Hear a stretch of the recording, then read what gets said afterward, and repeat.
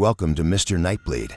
Tonight, in 7 most haunted cemeteries in American history, we return to the forgotten corners of the map where moonlight trembles, shadows linger too long, and the dead are said to rise in whispers rather than footsteps. These are the burial grounds soaked in legend, places where ghostly figures wander between crumbling stones, and the air itself feels like it's listening. Every account you're about to hear is real, shared by those who stood among these graves and felt something cold drift past them. Something that wasn't the wind. My goal this month is to reach 4,000 subscribers. Almost 90% of viewers drift in, watch in silence, and disappear back into the night. Don't be one of them. Step into the darkness. Subscribe now. Before we begin, tell me in the comments where you're watching from and what hour of the night it is for you. And if your town hides a cemetery that makes your skin crawl, type its name below. Because when the world sleeps and the earth settles, some spirits never settle with it.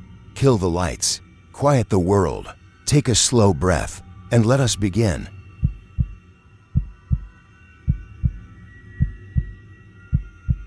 My name is Laura, and I'm from Punxsutawney, Pennsylvania. I guess the first thing you should know is that I didn't grow up scared of cemeteries. My grandparents are buried in one just outside town. And when I was a kid, my dad would take me there on Sundays with a bunch of plastic flowers and this little brass watering can. It was just something we did, like grocery shopping or going to the laundromat. Stones, grass, names, that was it. Now I rent this little one-story house on a dead-end road about 5 minutes from the center of town. There's a gas station, a diner, and a Dollar General. And if you drive about half a mile past my place, you run out of pavement and hit woods. Across the road from my house, directly across, is the old Maple Grove Cemetery. It's small, maybe 4 rows of headstones, some leaning, some sunk down. Half of it's eaten up by wild sumac and tall grass. The town keeps the front part mowed and then just gives up. I live there with my younger brother, Matt. He's 26, works stocking shelves on night shift at the grocery store, and he thinks the cemetery is the funniest thing in the world. Every time we sit on the porch and the wind moves the tree branches, and you hear the leaves scrape the stone, he'll nudge me and say something like, "They're restless tonight," and I'll just roll my eyes.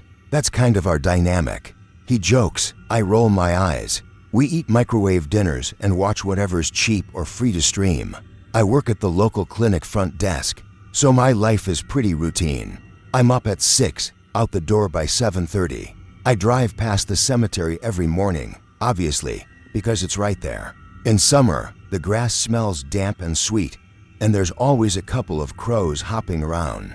In fall, you get this layer of leaves that kind of muffles everything, so the only sound is gravel crunching under my tires and maybe a dog barking from down the road. In winter, the whole place looks smaller, the stones poking up like old teeth out of the snow.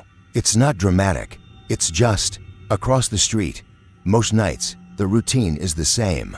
I get home around 5:30, start dinner. Matt gets up around 6 since he works nights. We eat together at the small table near the window. If it's warm, we sit on the porch steps afterwards. The porch light is one of those cheap fixtures, and it flickers if the wind hits it just right. You can see the whole front edge of the cemetery from there. The iron gate and the low stone wall, the big maple tree with the split trunk, the first 2 rows of graves. Cars hardly ever come down our road except the mail truck and the occasional delivery guy who looks confused and double checks the address. Honestly, for the first 6 months, it was peaceful. I slept better there than I had in the apartment I had before, where there was traffic all night and people yelling in the parking lot. Here, after 9 p.m., all you really hear are crickets and sometimes a dog far off, and the wind going through the branches. The graveyard was just background. The first weird thing was so small that if I hadn't been looking straight at it, I probably would have just blamed my memory and never thought about it again. It was a Wednesday, early fall. The air had that kind of cool bite in the morning and warmed up in the afternoon. I got home a little early because we were short on patience, and I decided to bring the trash can down to the curb before I forgot. I walked out with the bag, and I noticed that the cemetery gate was standing open. That by itself wasn't strange. The gate doesn't have a lock, just a simple latch you lift. It swings out toward the road and squeaks. Kids sometimes cut through there to reach the woods, but what stuck with me was that I'd been home maybe 5 minutes, and I hadn't heard it squeak. And on still days, you always hear it. I put the trash can out and stood there for a second, listening. The street was empty, no cars. I could hear the distant sound of a dog barking, and somebody's TV faintly from a house farther down. Wind moved the top branches of the maple, but at ground level, it didn't feel strong enough to push the gate open. I walked over and pushed it closed, heard the latch drop, and went back inside. At dinner I mentioned it. Gate was open, I said, cutting into my chicken. You hear it squeak earlier? Matt shook his head, mouth full. Kids probably, or old man Harper walking his mutt. Harper walks on the main road, I said. Plus, I was home. I think I would have heard the gate. He grinned. Then maybe they floated. Shut up, I said, but I laughed. That probably would have been the end of it, except it started happening again. Not every day, just often enough that I noticed. I'd pull into the driveway, and the gate would be wide open. Or I'd look up from the porch, and it would be closed. Then I'd run back inside for something and come out again 5 minutes later, and it would be standing open, shivering a little on its hinge. Wind, Matt said when I pointed it out. We need a hobby. I tried to let it go. I really did. I told myself it was just the hinge being loose, the latch not catching all the way, whatever. I started closing it myself whenever I walked past on my evening walks. I'd lift the latch, swing it shut, make sure it clicked. Then I'd walk to the end of the block and back, listening to my shoes crunch in the gravel shoulder and the low hum of crickets. By the time I returned, the gate would still be shut, and I'd feel stupid for even checking. But then one night it wasn't. This was about 3 weeks later. The air had gotten colder. You could see your breath a little at night under the porch light. Matt was already at work. I'd eaten alone and decided to walk just to clear my head. I put on a hoodie, stepped outside, and pulled the door shut behind me. The gate was closed. I remember noticing it because the porch light hit the iron bars and made these little streaks of reflection. I walked down to the corner. The street was empty. There was a smell of wood smoke from someone's stove. Gravel crunched under my shoes, and the neighbor's old beagle barked once and then apparently decided I wasn't worth the effort. Maybe 10 minutes total. When I came back, the gate was wide open. I stopped in the middle of the road. I just stood there, looking at it. The wind had picked up a little. You could hear it in the trees and see the leaves twisting around one another. But it didn't feel strong enough to drag a full iron gate wide open in 10 minutes. And even if it did, I thought, why don't I ever hear it squeak? It's funny what your brain does. I didn't run or anything. I just walked up, closed it again, and this time I checked the latch with my fingers. It was tight. I even jiggled the gate. It didn't move. Then I went inside, told myself I was tired, and watched TV until I could go to bed without lying there thinking about it. Around that time, my brother started making jokes about our neighbors. He'd stand at the kitchen window, staring at the cemetery in the dark, and say stuff like, "You think they mind us being here?" Or he'd look at the gate and say, "Hey, they're out for a walk again." I always told him he was an idiot, but I could tell he was watching it too. The gate, the front row of stones, the spaces between them. One Saturday afternoon, we were on the porch when Mrs. Keegan walked by. She's our nearest neighbor, about 2 houses down, late 60s. Always in these quilted vests like she's perpetually chilly. She slowed when she saw us. "You just settling in all right?" She asked. "Yeah," I said. "It's quiet. I like it." Her eyes slid past me to the cemetery, then back quick, like she hadn't meant to look. "Well," she said, "it's a good place. Old place. Folks keep to themselves." Matt smirked. "You mean over there, or?" She smiled a little, but it didn't reach her eyes. "Both, I guess. Anyway, if you ever need anything, I'm just down the way." I don't know why, but I asked, "Do you know much about it?" "The cemetery, I mean." Something changed in her face. Not a big thing. Just this tightening around her mouth. "Oh, it's been there forever," she said. "Long as I remember. Longer than that. Town used to have records at the church, but they had a bad leak in the basement, and all those books got ruined. Shame. But you know how it is. People move on. They use the new cemetery over on Brown Road now. Who takes care of this one? I asked. Town does, she said. But she said it fast, like she wanted to move on. Anyway, I've got to start supper. You to take care. After she left, Matt nudged me. See? We've got mystery neighbors. Stop, I said. It's just an old graveyard. He said, softer, yeah, I know. The next small thing was the flowers. Not big bouquets, nothing obvious. Just every few days, I'd notice that one of the older graves, like really old, worn down names, would have a little bunch of fresh wildflowers in front of it. Nothing fancy. Dandelions, clover, those little purple things that grow everywhere in spring. At first I thought, okay, someone's visiting. But the stones were so worn you could barely read anything on them. And it wasn't the same grave twice in a row. It would be one near the tree one day, then one near the back, half hidden in the overgrowth. I mentioned it to Matt. That's sweet, he said. Maybe some old lady comes by. Then why isn't she ever here? I said, we'd see her. The road's right there. You'd hear cars. He shrugged. She walks from town, maybe. Or you're just not looking out the window at the right moment. Why are you obsessing over this? I'm not obsessing, I said. At night I started waking up more often. Not from nightmares or anything, just waking, rolling over, looking at the green lead numbers on my alarm clock. To 14, 3:03, for 19, hearing the heater kick on, then off, listening to the way the house settled in the cold. Sometimes, on those nights, I'd hear the crunch of gravel outside, just once or twice, not enough to be footsteps all the way up the walk. Just a small shifting sound, like someone had put weight on one spot and then lifted it. I'd hold my breath then, listening. The refrigerator would hum. The clock in the kitchen would tick. I'd hear my own heart and feel stupid about it. Then nothing. No follow-up steps. No car doors. Just crickets, or in the colder months, nothing at all. Sometimes the insects go dead silent out here, all at once, like somebody hit a switch. You think you don't notice noise until it stops. One night in late October, I woke up and it was full silence. No heater, no insects, no wind. Just this heavy quiet that felt like being underwater. I lay there staring at the ceiling, and I realized I could see light flickering faintly on it.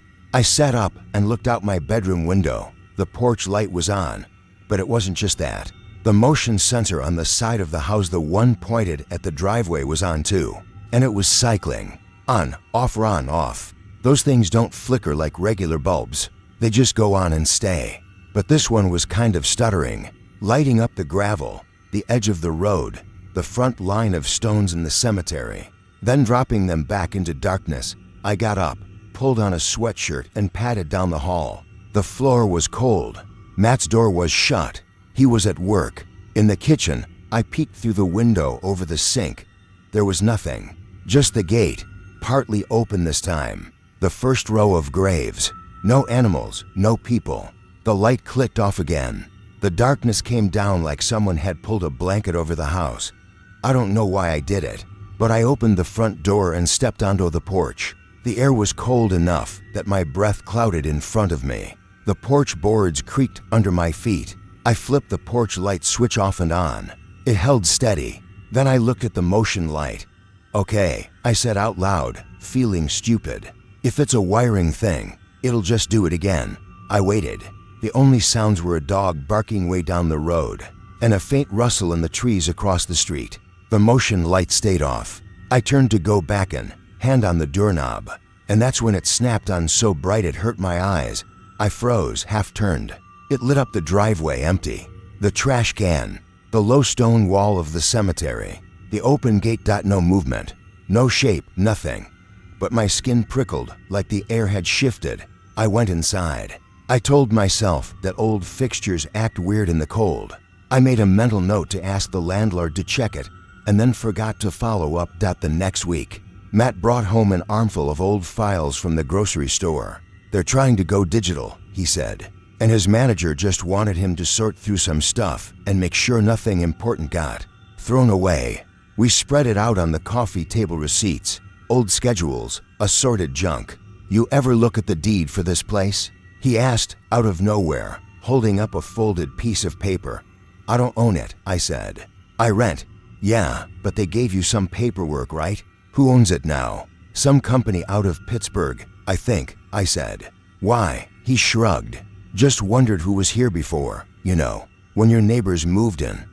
He said it in this light, joking tone, but his fingers tapped the tabletop while he did, and he wouldn't look at the window. Outside, the wind picked up and pressed against the glass. I heard the faint rattle of the cemetery gate. A few days later, I stopped by the borough office on my lunch break. We handle a lot of their patients at the clinic, so they know me. I told the clerk, this older guy named Stan, that I needed to confirm the landlord's mailing address and did they have any property records. He pulled out a big binder and flipped through. The office smelled like old paper and coffee. He said. That's the Jenkins place. Well, used to be. Then it was county owned for a while. Then the management company picked it up. What about before that? I asked. He squinted at the page. Jenkins. Goes back a ways. Some of this is just notes. They used to keep the older stuff at the church, but you know they had that flood in the basement. Records went to hell. Why? Something wrong with the place? I opened my mouth and then closed it. What was I supposed to say? The gate opens sometimes, and I don't hear it? No, I said. Just curious. He nodded slowly. Well, just remember that end of town's old. He tapped the binder. Not everything's written down the way it should be. On my way out, he added, those graves across from you, they're not what you think they are. I turned back. What do you mean? He coughed and waved a hand. Nothing. They're just old. Family plots. I'm just saying, don't worry about it. Folks get stories in their heads. That night, Matt said, you went to the borough office without me? Rude. I told him what Stan had said, trying to keep my voice casual, making it sound like gossip, not something that left a knot in my stomach. Not what you think they are, Matt repeated. Maybe they're fake, like movie props, or maybe there are like 100 empty coffins. Don't, I said. Seriously, he looked at me for a second, seeing something in my face, and the joke died. Okay, he said quietly. I'll stop. For a while, things settled back down. The gate still did its thing, but less often. The flowers appeared and disappeared. I started to think maybe I'd made too much of it. The mind looks for patterns. That's what people always say. Work got busy, winter set in for real, and my brain had other things to chew on. Then, in January, the footprints showed up. It had snowed overnight. A light, dry snow that squeaked under your boots. I woke up to that pale, muffled light you get through the curtains on winter mornings. When I looked out my bedroom window, the world was still and white. No tire tracks, no footprints. The cemetery looked almost clean for once, the stones sticking up from the smooth blanket. I showered, got dressed, and went to the kitchen to make coffee. The heater kicked on with that metallic click. I was scrolling through my phone, half awake, when I heard the crunch of steps outside. Clear, steady, on the gravel, then on the front walk. I froze. Matt, I called, even though I knew he wasn't due home for another hour. No answer. The steps stopped right under the porch. I waited for a knock. Nothing, just the heater and my breathing. I walked to the window and lifted the curtain. The porch was empty. The street was empty. The snow on the steps looked smooth. I told myself I'd misheard, that it was the plow going by somewhere else. Then I forced myself to open the door. Cold air rushed in, knifing through the warm air in the hallway. I stepped out onto the porch. My breath fogged in front of me. The snow on the road was untouched. The snow on the porch steps had one set of footprints going down them. They were pointed toward the street. Normal boot prints. Tread pattern I recognized. They were mine. I know how that sounds, but let me explain. The night before, when I'd come home from work, there was no snow. It had only started overnight. I hadn't gone outside since I woke up. Yet there were my prints, from the size to the little worn chunk on the heel. They went straight from the top step down to the bottom and stopped. No prints in the yard, no prints on the sidewalk. Just those 6 or 7 steps, clean and crisp in the new snow. My mouth went dry. I stood there, just breathing, staring down. It was so quiet I could hear the faint buzz of the porch light. Across the street, the cemetery gate stood open. There were prints there too, leading from the gate into the first row of graves. Only those were half filled already, softened by drifting snow, older. I backed inside, shut the door, and leaned against it. My heart was racing like I'd just run, but nothing had actually happened. There was no one there. No one had come up the walk. I could have told myself I'd stepped out while half asleep, but the lock had still been latched. When Matt came home, I almost didn't say anything. Then I did. He listened, then rubbed a hand over his face. "You sure you didn't?" "I didn't sleepwalk," I snapped. Then I heard my voice and dialed it back. "Look, I know what I saw." He glanced toward the door, then back at me. "Okay," he said. "Okay, could have been somebody messing around. Kids, they stepped in your old prints or something." "There weren't any old prints," I said. "It just snowed." He chewed his lip. "Yeah, okay, listen, I gotta sleep. But tonight, I'll look around when I go out. Maybe somebody's been cutting through the yard." He didn't find anything that night. Or if he did, he didn't tell me. After that, it got harder to explain away the little things. A mug I was sure I left in the sink would be washed and sitting in the rack. When I came back from work, the bathroom light would be on when I knew I'd shut it off. My phone would show a missed call from the house phone when no one had been home to make it. That one bothered me more than I like to admit. "Maybe the wires are doing something," Matt said. "Crossed signals. Old houses hum. That's what people say." "Do people say that?" I asked. He shrugged. "I do. One night in late February, I heard my name. Not in a dramatic way, just like someone calling to me from the kitchen. Laura." I was in my bedroom, folding laundry on the bed. I hadn't heard the front door. I hadn't heard anything at all, actually, just the heater and the faint tick of pipes. The voice sounded like Matt's, in that slightly tired way he has after a shift. "Yeah?" I called back. No answer. I waited a few seconds and then said louder, "Yeah?" Silence. The house felt suddenly bigger, like the hallway had lengthened. I told myself he'd gone straight to the bathroom and didn't hear me, but there was this prickling on the back of my neck that wouldn't go away. I left the half-folded shirt on the bed and stepped into the hallway. "Matt?" I called. The bathroom door was open. The light was off. The living room was empty. The front door was locked, the deadbolt still turned. No shoes by the mat except my own. I checked the clock. 10:12 p.m. Matt wasn't due home until midnight. My heart was beating too fast for how little had actually happened. I walked into the kitchen and checked the back door, just in case. Locked. The porch light buzzed softly above me. Outside the window, everything was dark except for a little spill of light on the top of the cemetery wall. I stood there with my hand on the doorknob listening. The refrigerator hummed. Somewhere far off, a dog barked twice. Then nothing. I slept with the TV on that night. I told myself it was just because the quiet felt too loud. That's all. The last piece, I guess, was the paper. It was a Sunday afternoon in March, gray and damp. The snow had mostly melted, leaving patches of brown grass and slick mud. The cemetery looked even smaller without the snow, like it had shrunk back into itself. The gate was half buried in old leaves. I decided to clean out the hall closet, because that's what you do when you're trying not to think about anything. There was a box of old paperwork from when I moved in, leases, notices, that sort of thing. I sat on the floor, sorting, making a keep pile and a toss pile. At the bottom of the box was a manila envelope I didn't recognize. No label, no return address. I slid the papers out and saw the top one said property transfer in big letters. It was a photocopy of something older. The date at the top was blurred, but I could make out 19, and then a smudge. The owner's name was pretty clear, though Laura Jenkins, it said. For a second I thought I was misreading it, but no. Same first name as me, different last name. Same address as the house. It was an old deed, transferring the property from the Jenkins family to the county. Some kind of seizure for back taxes. There was a list of assets attached to barn that wasn't there anymore. A small orchard, and family plot Maple Grove.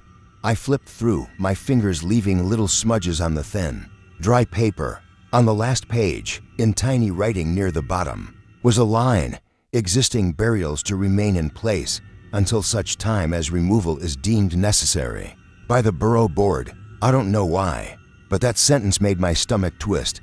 something made me get up and go to the front window.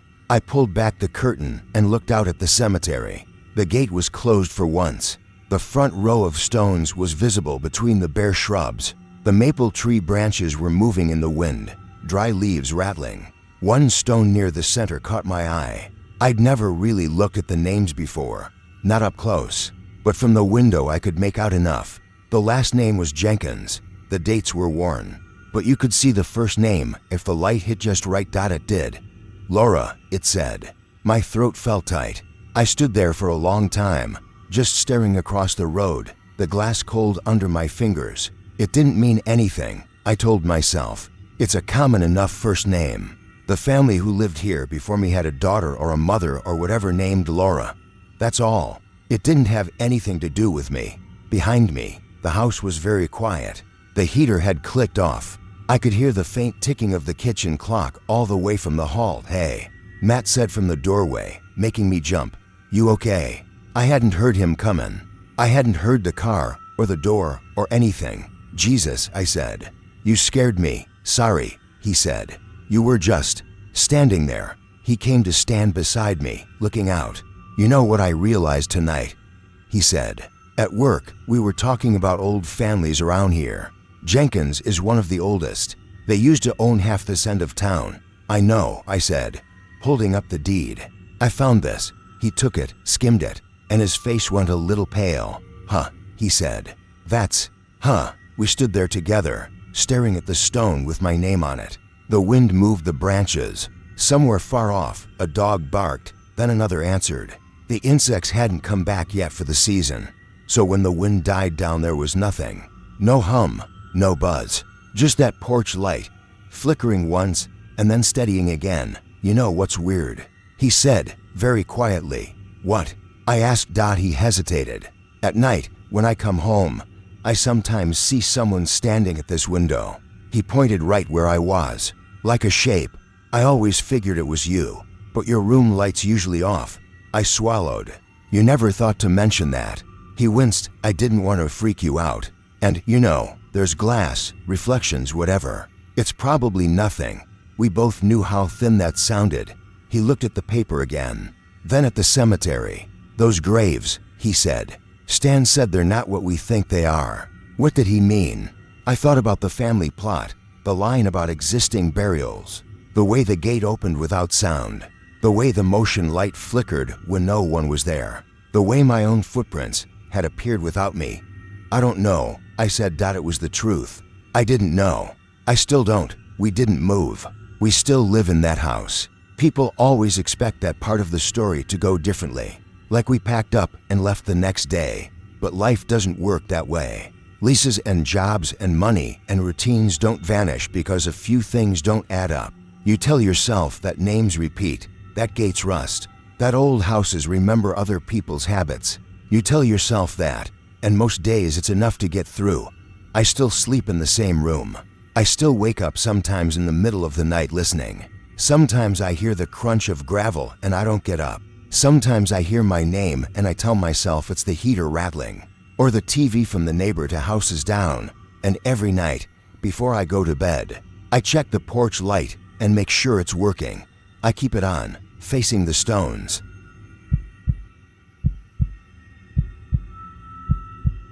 My name is Daniel, and I'm from Greenville, Pennsylvania.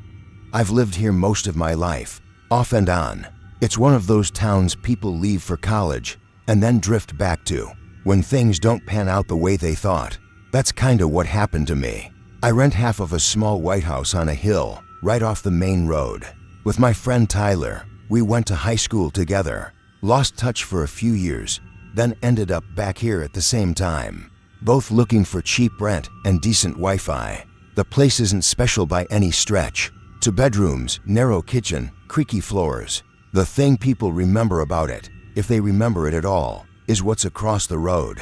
Straight out our front windows, past the shallow ditch and the 2-lane blacktop, there's a cemetery. It's not huge or fancy, just a low stone wall, a metal gate that never quite sits straight, and a slope of uneven ground with headstones leaning every which way.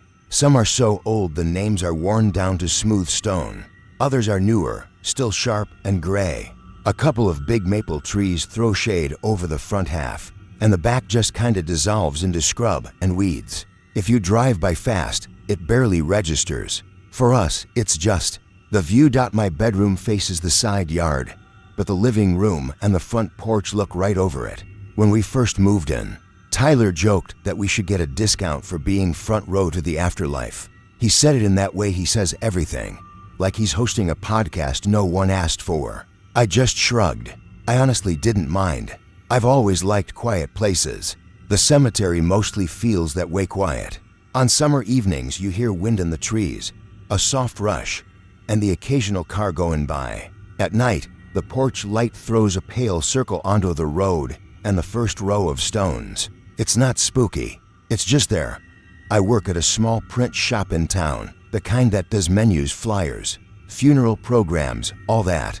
I run the big copier, fix paper jams, and pretend to care when Mrs. Duffy from the church wants the borders just a little thinner this time, dear. My schedule's pretty regular, 9 to 5, Monday through Friday, with the occasional Saturday morning if there's a wedding or a school thing. Tyler works nights at the distribution center off the highway, so we're on opposite shifts most of the week. We pass each other in the kitchen like roommates in a sitcom, trading leftovers and half-finished conversations. Most evenings, after work, I make a simple dinner, wash up, and then sit on the front porch with a beer or a glass of iced tea. I scroll my phone, answer texts, sometimes just stare. The cemetery is sort of a backdrop to all that.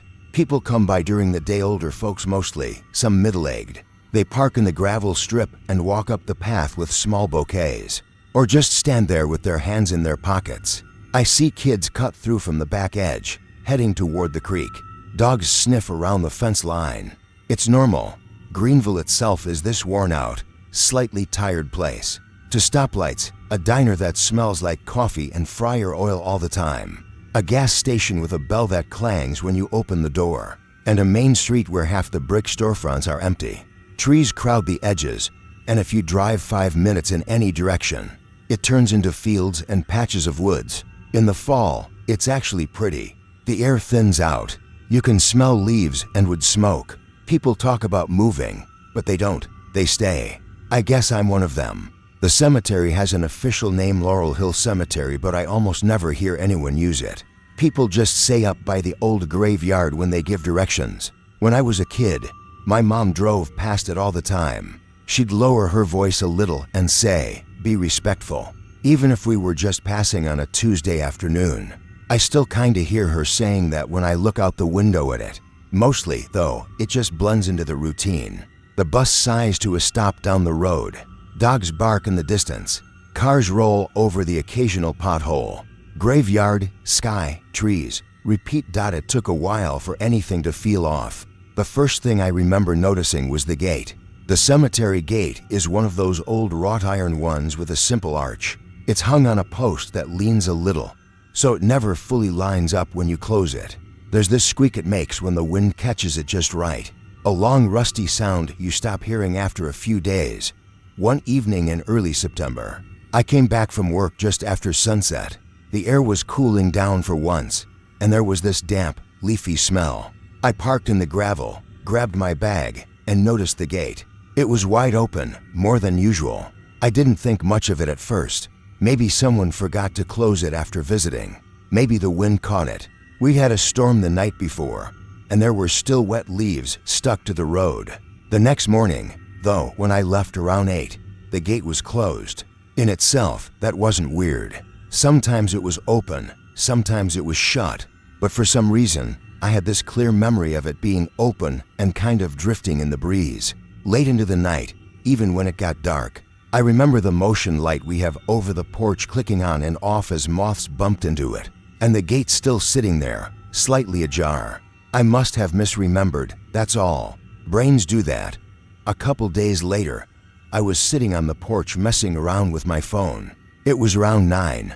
Tyler had already left for his shift. Crickets were loud, and there was this mix of smells: cut grass from somewhere down the hill, a faint gasoline tang from a truck that had passed, and the musty scent that comes up from the ditch when it's been damp. I glanced up and saw the gate again, swung open. I noticed because it had been shut when I pulled in an hour earlier. I stood up, walked to the edge of the porch, and leaned on the railing. The wind wasn't strong, just enough to move the leaves.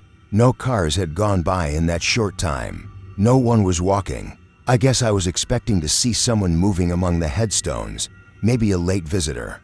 There was no one, just the stones in rows, the maple branches shifting a little, and that feeling you get when you realize you're staring too long at something. That doesn't really matter. Must be the latch, I said out loud, mostly to break the silence. When I mentioned it to Tyler later, he laughed. Maybe they're on their smoke break, he said, nodding toward the cemetery. Let em get some air. I rolled my eyes. It's just loose hardware. That gate's older than both of us, looser than my schedule, he said, and that was the end of it. After that, I started noticing small things. A bouquet of fresh flowers on a grave that looked like it belonged to someone who died in 1912. Not impossible, but strange. The longer I stared, the more out of place the bright petals looked against the worn stone. One night the motion light on our porch kept clicking on.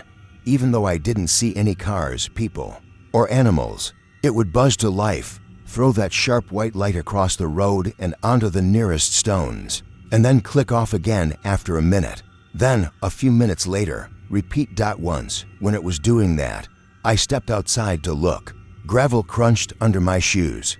The air hit cooler than it had felt indoors, and the hairs on my arms stood up for no good reason.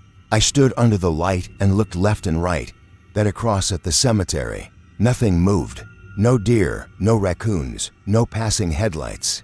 Just the wind pushing through the trees, a faint rustling. A dog barked somewhere way off, and then another answered. The crickets dipped in volume for a second, then resumed. Probably a bug nesting in the sensor. I muttered. That made sense.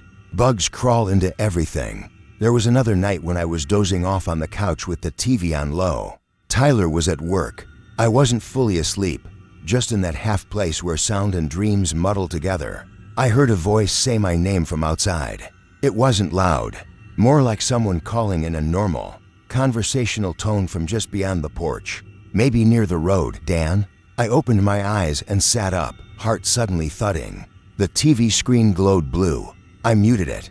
For a few seconds I just sat there and listened. The house felt very still. The fridge hummed in the kitchen. The clock above the TV ticked. No one called again.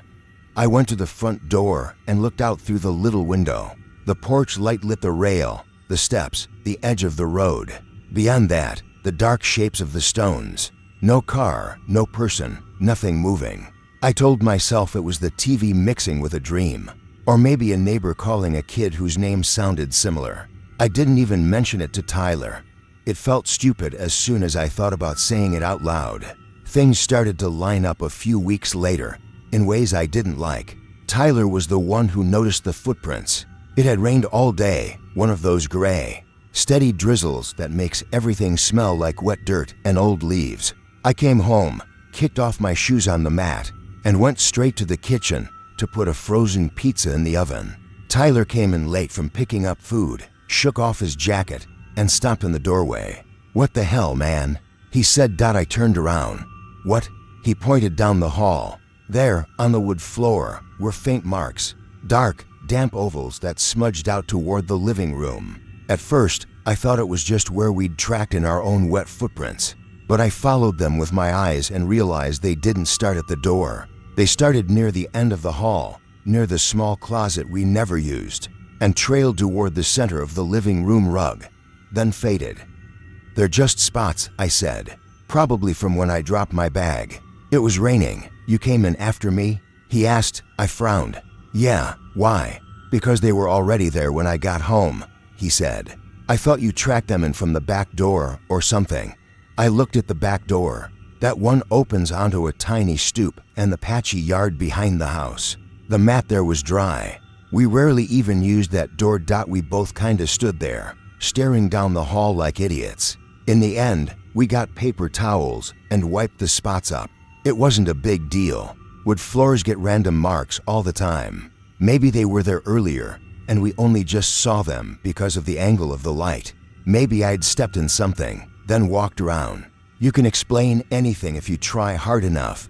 spooky houseguest from across the road," Tyler said, half-heartedly, as he tossed a handful of damp towels into the trash. "Yeah, well, if they're gonna come over, they can pay rent," I said. We both laughed, but it was thinner than usual. Around that time, I started going to the township office on my lunch breaks. It wasn't for any dramatic reason at first. The print shop was doing some work for them, and I had to drop off proofs. The office is up on a small hill with a view over the town, and if you angle it right, the cemetery.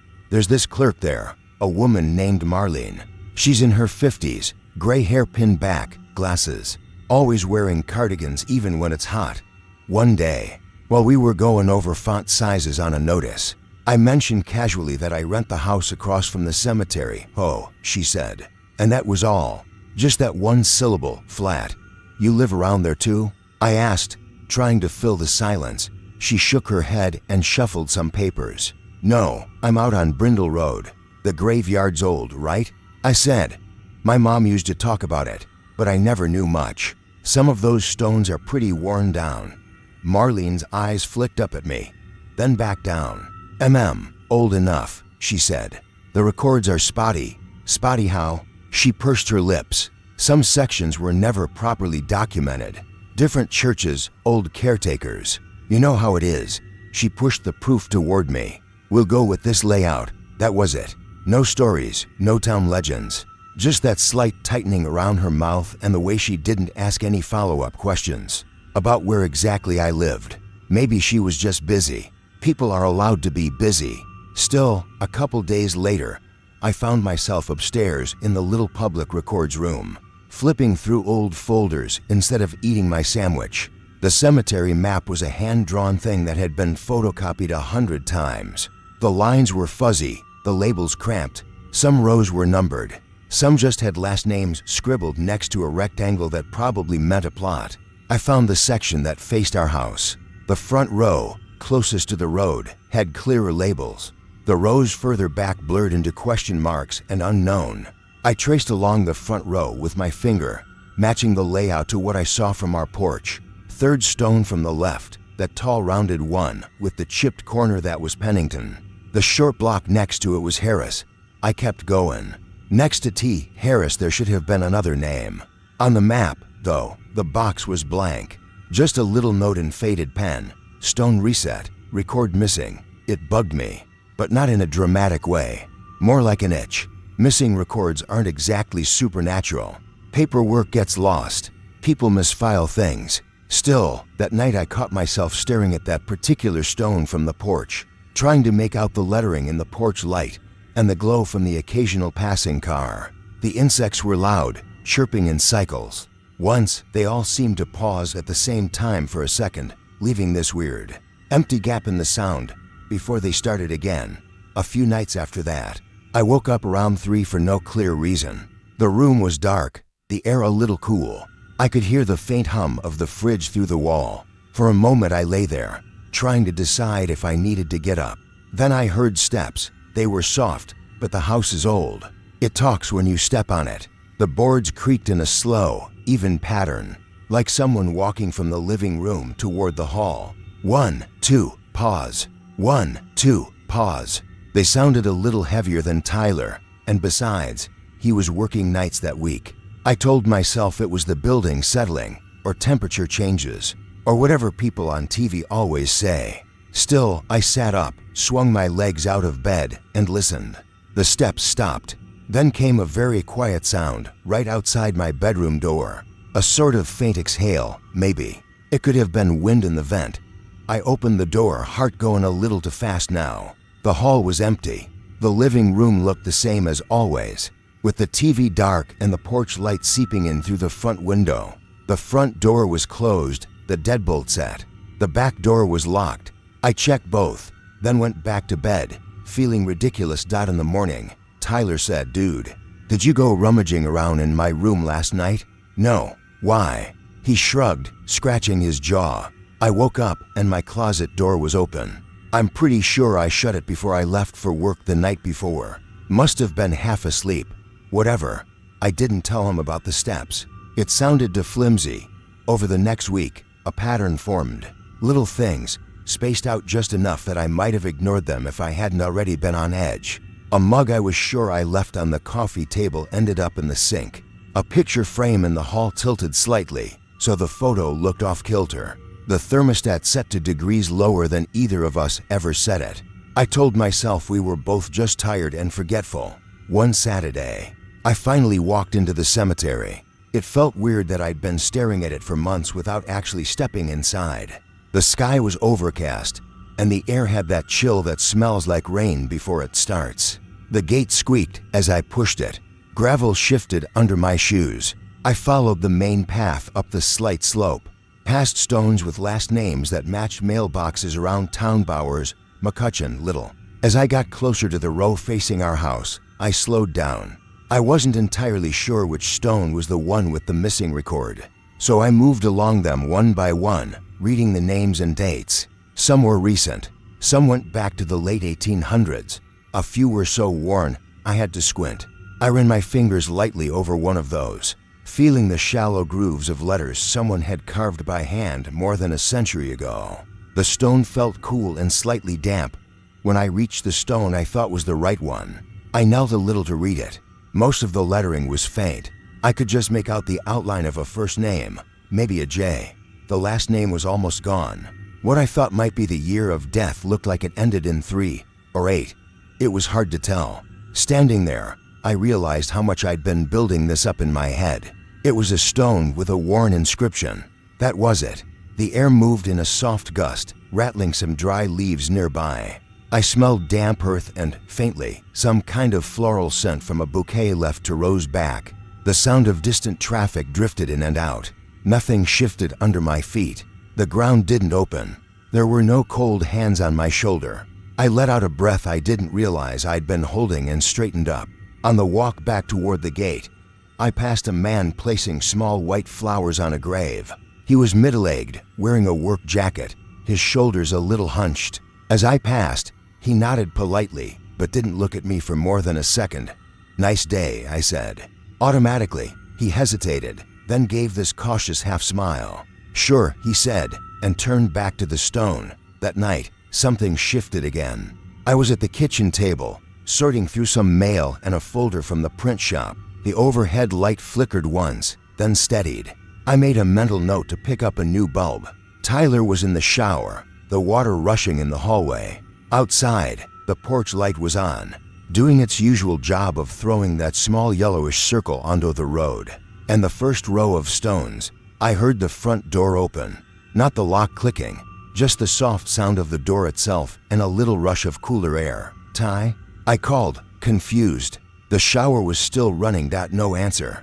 The front door from the kitchen is around a corner, so I couldn't see it from where I sat. I got up slowly, feeling a tightness in my chest I tried very hard not to name. The floor creaked under my feet. "Hello?" I said, which felt stupid the second it left my mouth. I rounded the corner. The front door was closed, the deadbolt still turned. I actually reached out and touched it to make sure it was solid, and not some weird half-latched thing. It was firm, no movement. The air near it felt cool, though, like someone had opened a window for a minute and then shut it. From the bathroom, I heard Tyler turn off the water and push the shower curtain aside. The house went quiet, then his voice floated down the hall. "Hey, did you just say my name?" He called. "Yeah," I said. "Thought you came in. I was right here," he said. I heard the towel rack squeak. "I heard you go, Ty." From down the hall, I heard the door. I said, "Old house," he said, after a second. "Everything sounds like everything." I laughed a little, because that was such a Tyler answer. Still, later that night, when he'd left for work and I was alone, every small creak and click sounded too deliberate. The fridge motor cycling on made me jump. At one point, I heard that careful, even creak of the floorboards again, as if someone were slowly walking from the front door into the living room. I turned the TV up and told myself to get a grip. The next day, on my way home, I stopped at the township office again. I told myself it was to drop off revised proofs, but really I wanted an excuse to go back up to that records room. The hall smelled like toner and old paper. Marlene looked up as I came in. "Back so soon?" she asked. Yeah, they wanted a different font on the meeting notice, I said, holding up the folder. Do you have a minute after? I had a question about Laurel Hill. Her expression shifted, just a fraction. She glanced toward the door of the records room, then back at me. We really should be focusing on the upcoming budget meeting, she said. It's just about the map, I said. There was a note I didn't understand. She sighed through her nose. You know, those old sections. There were some disputes. Families who couldn't afford markers. People moved, plots resold. It's a mess. She took the folder from me. Those graves aren't what you think they are, she added, almost under her breath. What does that mean? I asked. Just that the paperwork isn't clean, she said, more briskly now. Nothing spooky. We had some clerical issues back in the day. Anyway, I've kept you long enough. She gave me a thin smile that didn't quite reach her eyes. Drive safe. That should have made me feel better. Clerical issues are boring. Boring is good. But when I stepped back outside, the air pressed in a little heavier. The sky was low and white. The town felt small, like it had pulled itself tighter around its edges. That night, I decided to go through some of my own paperwork. It was a dumb reaction, I know, but I felt like I needed to see something organized, something that actually lined up the way it was supposed to. I pulled out a box from under my bed, old tax forms, lease copies, letters from my mom, things like that. I took it into the living room and spread everything out on the coffee table. Tyler left for work around 10, joking that I looked like I was preparing for an audit. I laughed and waved him off. The house felt normal. The porch light buzzed faintly outside. There was a slow tapping sound of tree branches against the side of the house when the wind moved. I started sorting papers into little stacks. Pay stubs here, medical forms there, old school stuff in another pile. I found a manila envelope from when we signed the lease for the house. Inside was the usual stuff: terms, pet policy, emergency contacts. There was also a photocopy of some county document about the property line. I don't remember ever reading it closely. I unfolded it and smoothed it out on my knees. It showed a rough outline of the road, our house, the ditch, and the front edge of the cemetery. There were tiny measurements in feet and angles. At the bottom, in small print, it listed the lot number and the original property owner's name from way back. The ink was faint, but readable. The last name jumped out at me. It was my mother's maiden name, .vieri. I stared at it for a few seconds, then laughed once, too loudly, in the empty room. It's not that rare of a name, I told myself. People move around. It could be a distant relative or no relation at all. And even if it was, so what? Families have old properties all the time. It doesn't mean anything. Still, my hand felt a little cold where it held the paper. I thought about the missing name on the cemetery map.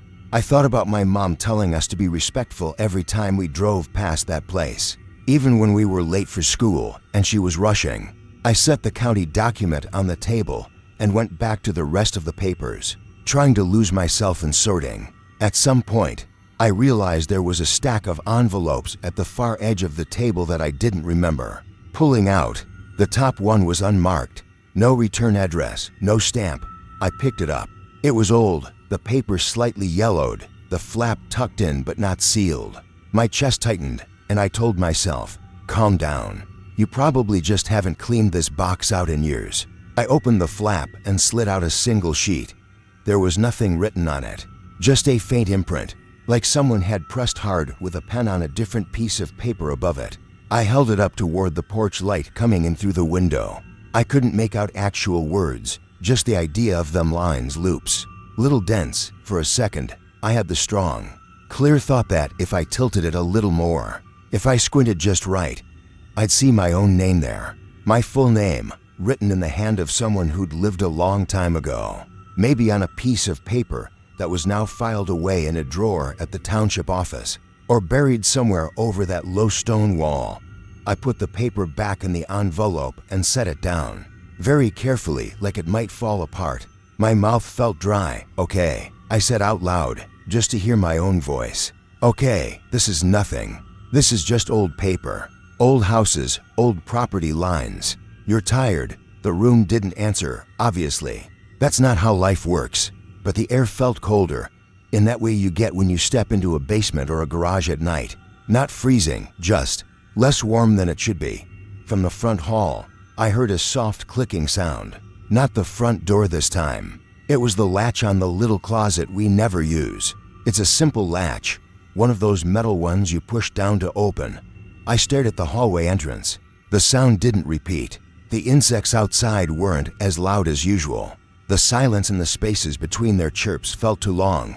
"Tyler?" I called, even though I knew he was gone. No answer. I stood up slowly and walked down the hall, forcing myself to breathe normally.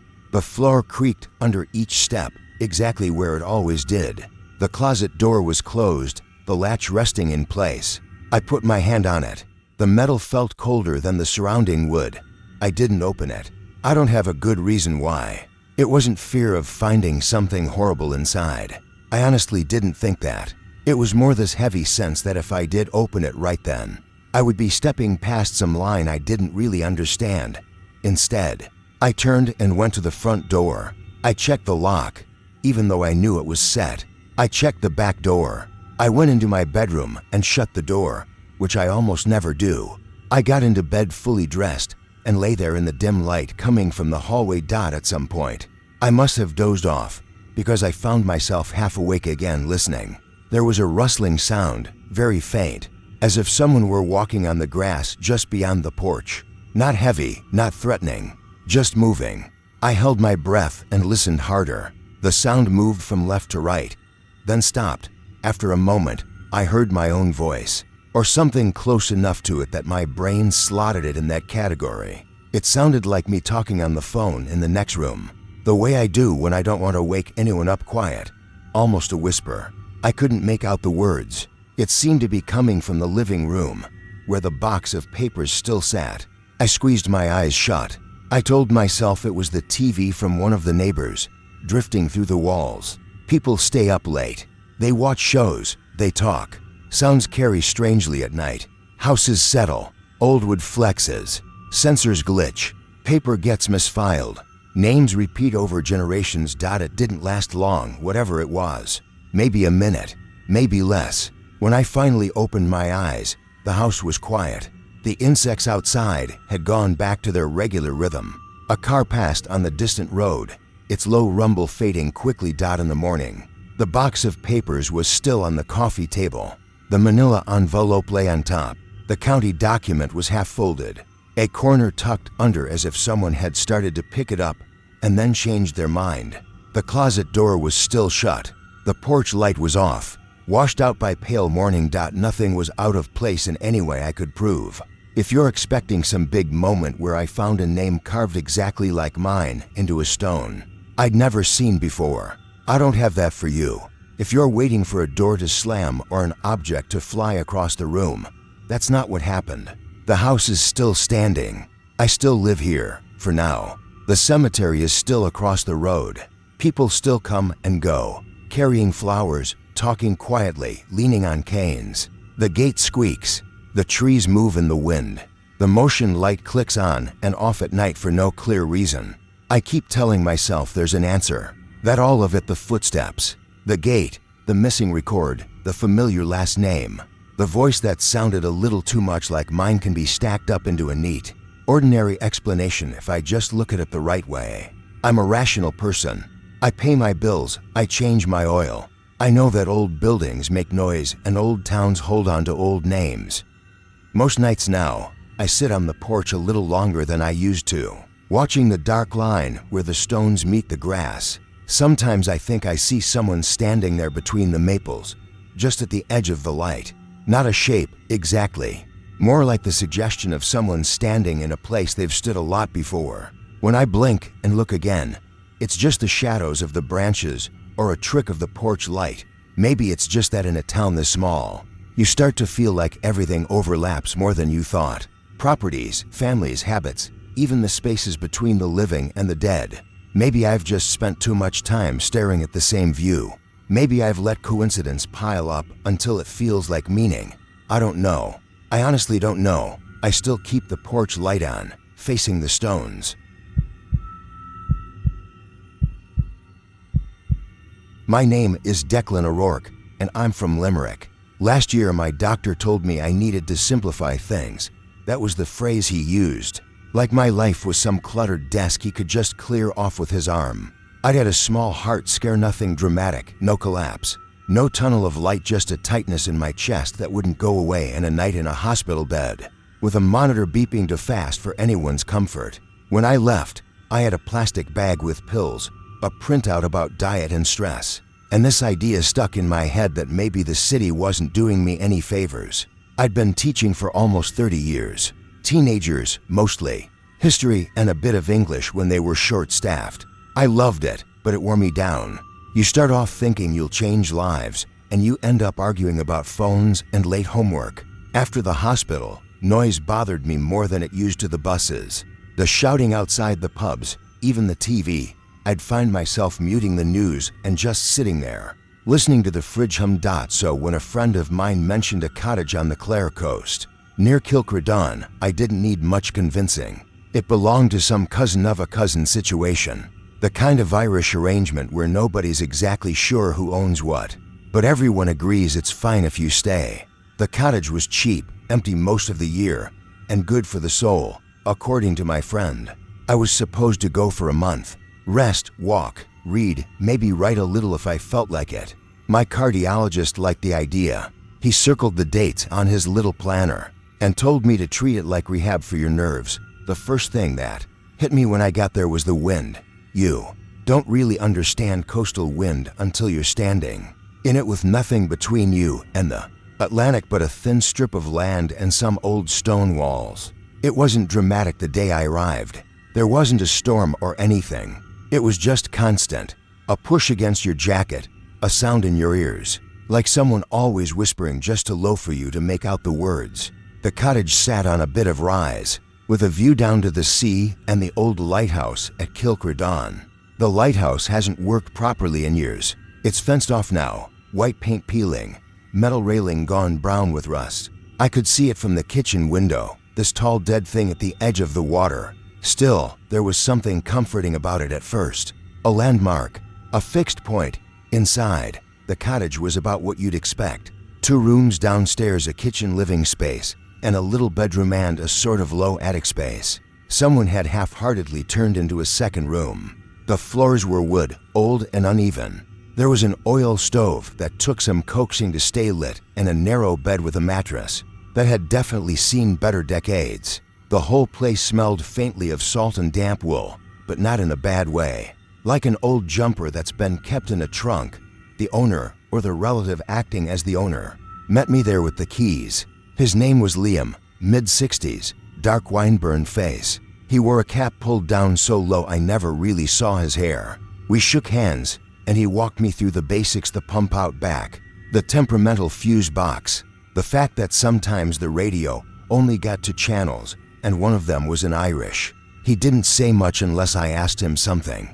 When I mentioned the lighthouse, he glanced toward it without turning his head. "Ah, that thing," he said. "Doesn't do much now. Just sits there." He didn't elaborate, and I didn't push. I was tired from the drive. I signed whatever he put in front of me, promised to ring if something broke, and watched his car bump away down the narrow lane until it disappeared behind a bend and a line of gorse bushes. The first night was mostly about settling in. I unpacked my clothes, stacked my books on the little table by the window, and made a mug of tea on the stove that took forever to boil. The wind pressed at the windows in slow, even pushes. I walked from room to room, listening to the boards complain under my feet. They were never quite dry. You know that feeling when wood has just a trace of moisture in it? That sort of cold softness, like it would give a little more if you pushed with your heel. The floor felt like that everywhere, even in front of the fire, as if the sea air had seeped straight up through the foundation. I slept badly, not from fear or anything like that. I just wasn't used to the noises yet. The wind in the chimney, the faint tick of something expanding and contracting in the walls, the occasional distant clank from somewhere outside that might have been the gate, or some loose bit of metal. I woke up a lot and lay there listening, trying to name each sound so it wouldn't bother me. That's something I learned in hospital: if you can name a sound, it loses half its teeth. By the 3rd day, I had a routine. I'd wake up around 7, make tea, and sit at the kitchen table watching the water while I ate toast. The light changed quickly there. Sun, cloud, sun again, all in the space of a few minutes. The lighthouse stood at the edge of it all, a tall white line against the gray blue. The gulls were always there, those first mornings, dozens of them, some wheeling high, some perched on the rocks. Their calls echoed up the hill, that ragged, complaining sound that seagulls make when they're arguing over something. After breakfast I'd walk. There was a rough path down to the shore, and from there you could follow the coast toward the lighthouse. I never got too close. The fence around it had no entry signs zip-tied to it every few yards, and I'm too old to be climbing fences for a closer look at a broken light. I stayed on the path, hands in my pockets, listening to the waves pushing and suck back. Sometimes I'd see another person, a walker with a dog, or a cyclist, but not often. Most of the time it was just me, the wind, and the birds. It took about a week before I noticed the silence. The first time, I told myself I was imagining it. It was mid-morning, overcast but bright. I'd been reading in the armchair by the window, and I decided to stretch my legs. When I stepped out onto the small slab of concrete that passed for a front step, I realized something felt wrong. It took me a second to figure out what it was. It was quiet. Not completely, there was still the sound of the wind, and faint waves if you listened, but the birds were gone. Not just gone, they had stopped. One moment, inside, I could hear that thin, distant crying of gulls through the closed window. The next, outside, nothing. It was like someone had turned off a track on a mixing board. I stood there for a minute, jacket half zipped, staring down toward the lighthouse. The sea looked the same. The sky looked the same. There were a couple of gulls hovering out over the water, but their beaks stayed shut. They moved in that lazy way gulls do when they're just riding the air, but they were silent. It felt like when you walk into a room where a conversation has just stopped. I waited. After a while I shrugged, zipped my jacket the rest of the way, and started down the path. As I walked, I kept expecting the noise to come back. Maybe there was some weird acoustic quirk and I'd stepped into the wrong spot. Maybe the wind was pushing the sound another direction. Nothing. Just the crunch of gravel under my boots and the wind in my hood. I didn't think much of it after that. An odd moment, that was all. That night, when I stepped out to have a quick look at the stars, the birds were already quiet for the evening, so there was nothing to compare.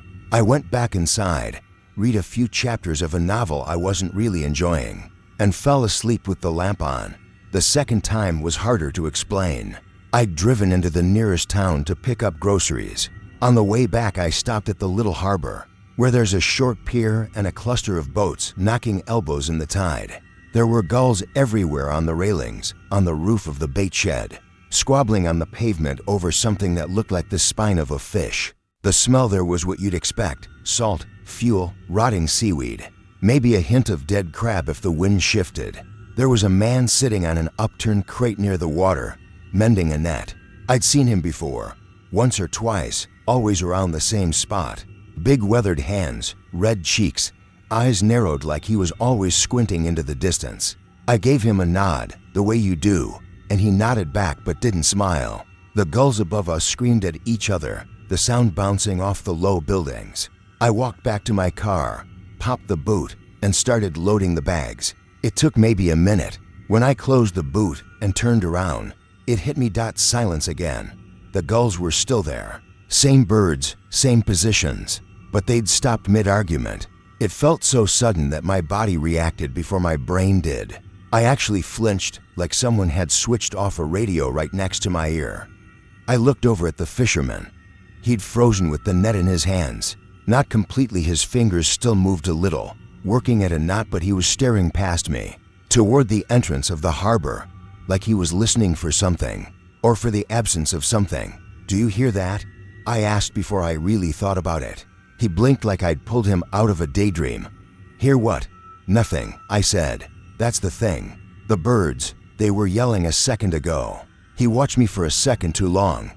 Then he looked up, scanned the gulls, and dropped his eyes back to the net. "They'll start again," he said. "Is that normal?" "What's normal?" he said. And that was the end of it. He bent back over his work, and I felt stupid for asking. On the drive back to the cottage, I tried to talk myself out of being unnerved. Maybe the tide changed and the fish moved, so the birds moved too. Maybe there was some sound only they heard that made them go quiet. Animals do strange things. Still, when I pulled up beside the cottage and stepped out of the car, I hesitated. I stayed half in, half out, one foot on the gravel listening. The gulls down at the water were shouting at something again. That same harsh chorus. I closed the car door and stood up fully. The wind pushed at me. My coat flapped dot, and the birds shut up. I stayed very still. It felt childish to say it even to myself, but the thought came anyway. They're going quiet because of you. I swallowed, forced a laugh that didn't sound right in the open air, and shook my head. Coincidence. The human brain loved patterns. If you looked for them, you'd always find them, especially out in a quiet place where there wasn't much else to do. Inside, I put the groceries away, turned on the small radio on the counter, and turned the volume up higher than usual. It hissed a bit between stations, then found some tinny traditional music. I let it play while I boiled potatoes and fried a bit of fish. The cottage felt less empty with the radio on, less like it was listening. After that, I started paying attention. It didn't happen every time. Some mornings I'd step outside and the gulls would keep up their racket as if I weren't there at. All other days, it was like clockwork, noise through the window. Then nothing the moment my hand touched the latch. I tried opening the door slowly, quickly, throwing it wide, easing it just an inch. It didn't matter. Either the silence fell or it didn't. There was no pattern I could see. It wasn't just the gulls either, not for long.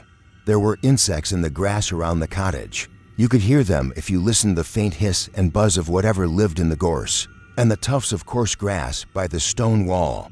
One afternoon, sitting on the step with a book, I realized the background noise had dropped out mid-sentence. I hadn't moved. I hadn't turned a page. I just happened to notice that a moment ago there had been a bed of sound, and now there wasn't. I set the book down and listened hard. No insects, no distant dog barking, no tractor in a far field. Even the wind sounded muffled, as if someone had put a hand over my ears. I stood up slowly. The boards inside the cottage creaked as if someone had shifted their weight. Even though I knew I was alone. "Stop it," I said out loud. I wasn't sure who I was talking to. Myself, probably. After a minute or two, the world came back in small pieces. A gull cried once. Sharply, something clicked in the stove. A car engine grumbled on the lane, far away. I let my shoulders drop. I started sleeping badly again. Each night, before bed, I'd go round the cottage like some old man in a cartoon, checking the latch on the back door, making sure the windows were closed, testing the handle on the front door twice. I told myself it was about drafts. I didn't want the place any damper than it had to be.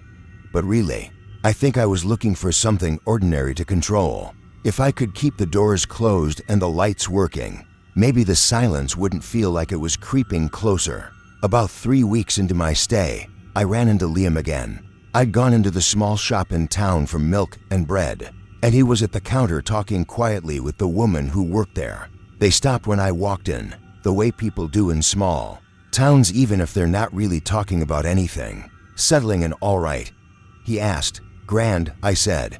"Plenty of peace and quiet out there." I meant it as a joke, but the words sounded off as I said them. He tilted his head, like he'd caught something underneath. "Too much quiet for some," he said. "You're managing." "I'm fine," I said. "Just getting used to the wind." The woman behind the counter rang up my things. She gave me a polite smile that didn't quite reach her eyes. As she handed me my change, she said, "You're up near the old light, aren't you?" "That's right," I said. "Nice view," she said. And then, after a heartbeat, "Mind yourself up there." She sounded like she was talking about wet steps or loose railings. Still, I felt something tighten in my chest, just for a second. Outside, loading the bread and milk into the car, I almost asked Liam if he knew anything about the birds, but the words felt silly in my mouth, like something a child would say. Why do the birds stop singing when I go outside?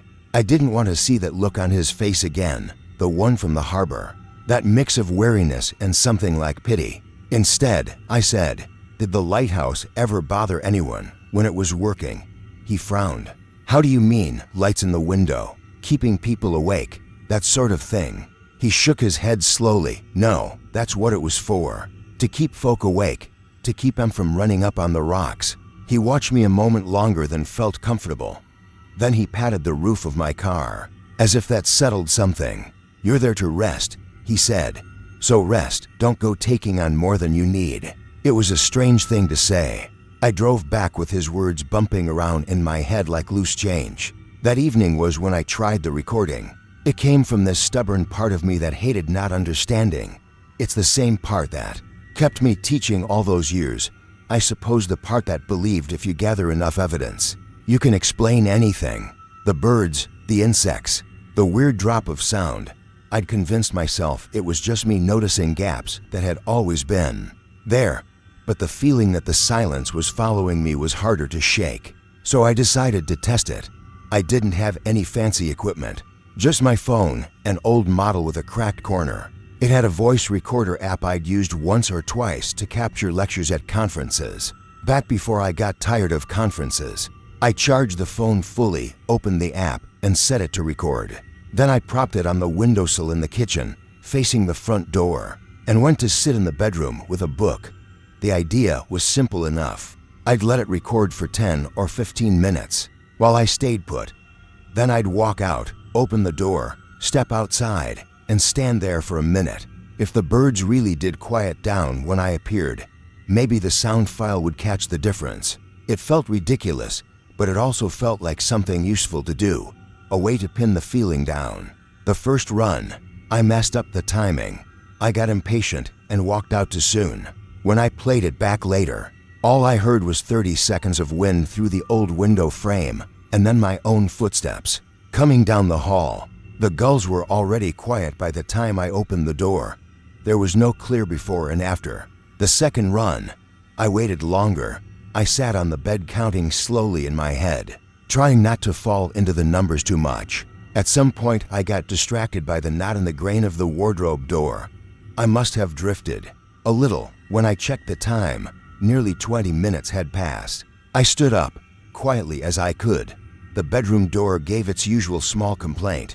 I walked down the hall, feeling increasingly foolish, like someone sneaking up on their own life. In the kitchen, the phone sat where I'd left it, red numbers ticking away. I paused with my hand on the front door latch and listened. From outside, faint but clear, came the gulls. They were going at it, arguing over something down by the rocks. There was a higher chirp in there too, smaller birds in the grass maybe, and the low occasional thump of waves. It sounded normal, alive, right? I said under my breath. Here we go. I opened the door. The wind moved past me, cool against my face. The boards under my feet felt that familiar damp softness. I stepped out onto the concrete slab that the gulls went quiet. This time there was no doubt. It was as if someone had closed a door on them. 1 second they were there. The next they weren't. The wind was still blowing. The sea was still moving. But whatever made those birds call out had been switched off. I stood there longer than I intended, staring at the horizon. After a minute, my eyes started to sting. I realized I hadn't blinked. I took a breath, turned around slowly, and went back inside. My hands were shaking a little as I picked up the phone. I stopped the recording and sat down at the table. For a while I just looked at the screen, at the little line of the waveform. It looked like any other recording, a series of bumps and dips. Nothing about it said this is where the world changed. I pressed play. The first part sounded like it had earlier, wind, faint gulls, the occasional creak of the house. There was something comforting about it, hearing it all from the other side. I listened to myself moving in the distance, a soft thump as I shifted on the bed. A little cough I didn't remember making. Time passed. Outside, the birds kept yelling. Then, without warning, the sound dropped. It didn't fade. It didn't get swallowed by static. It just cut out. 1 second, gulls. The next, nothing but the low rush of air against the microphone. My stomach tightened.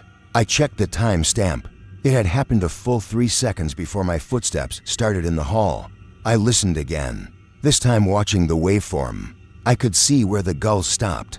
The little spikes and jagged lines just ended, replaced by a flatter band of gray.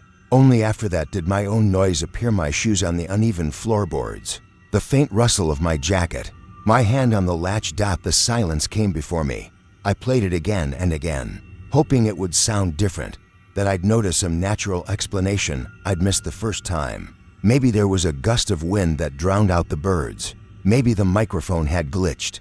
But every time, it was the same. Full sound, then absence, then me. At some point in those loops, I realized I was holding my breath every time the recording came up. On that moment, I'd inhale during the birds, then freeze as they cut off. By the fifth or sixth play, my chest hurt. I closed the app and set the phone face down on the table. I don't know how long I sat there. The cottage felt different, closer, somehow, like the walls had shifted a few inches inward. Every little noise made me twitch. The stove ticked as it cooled. Something skittered behind the paneling. The wind pushed at the window in soft, regular pulses. Eventually, because I couldn't think of anything else to do, I stood up and went for a walk. I didn't bring the phone. I didn't want proof of anything else. The path down toward the lighthouse felt longer than usual. The sky had lowered into one flat sheet of gray, and the sea matched it, the two of them blending at the horizon. There were gulls on the rocks, but they stayed quiet, just watching the water. My boots made a steady crunch on the gravel, my breath loud in my own ears. At the bend in the path where you can see the lighthouse clearly, I stopped. The tower stood there, white and dead-looking, windows dark.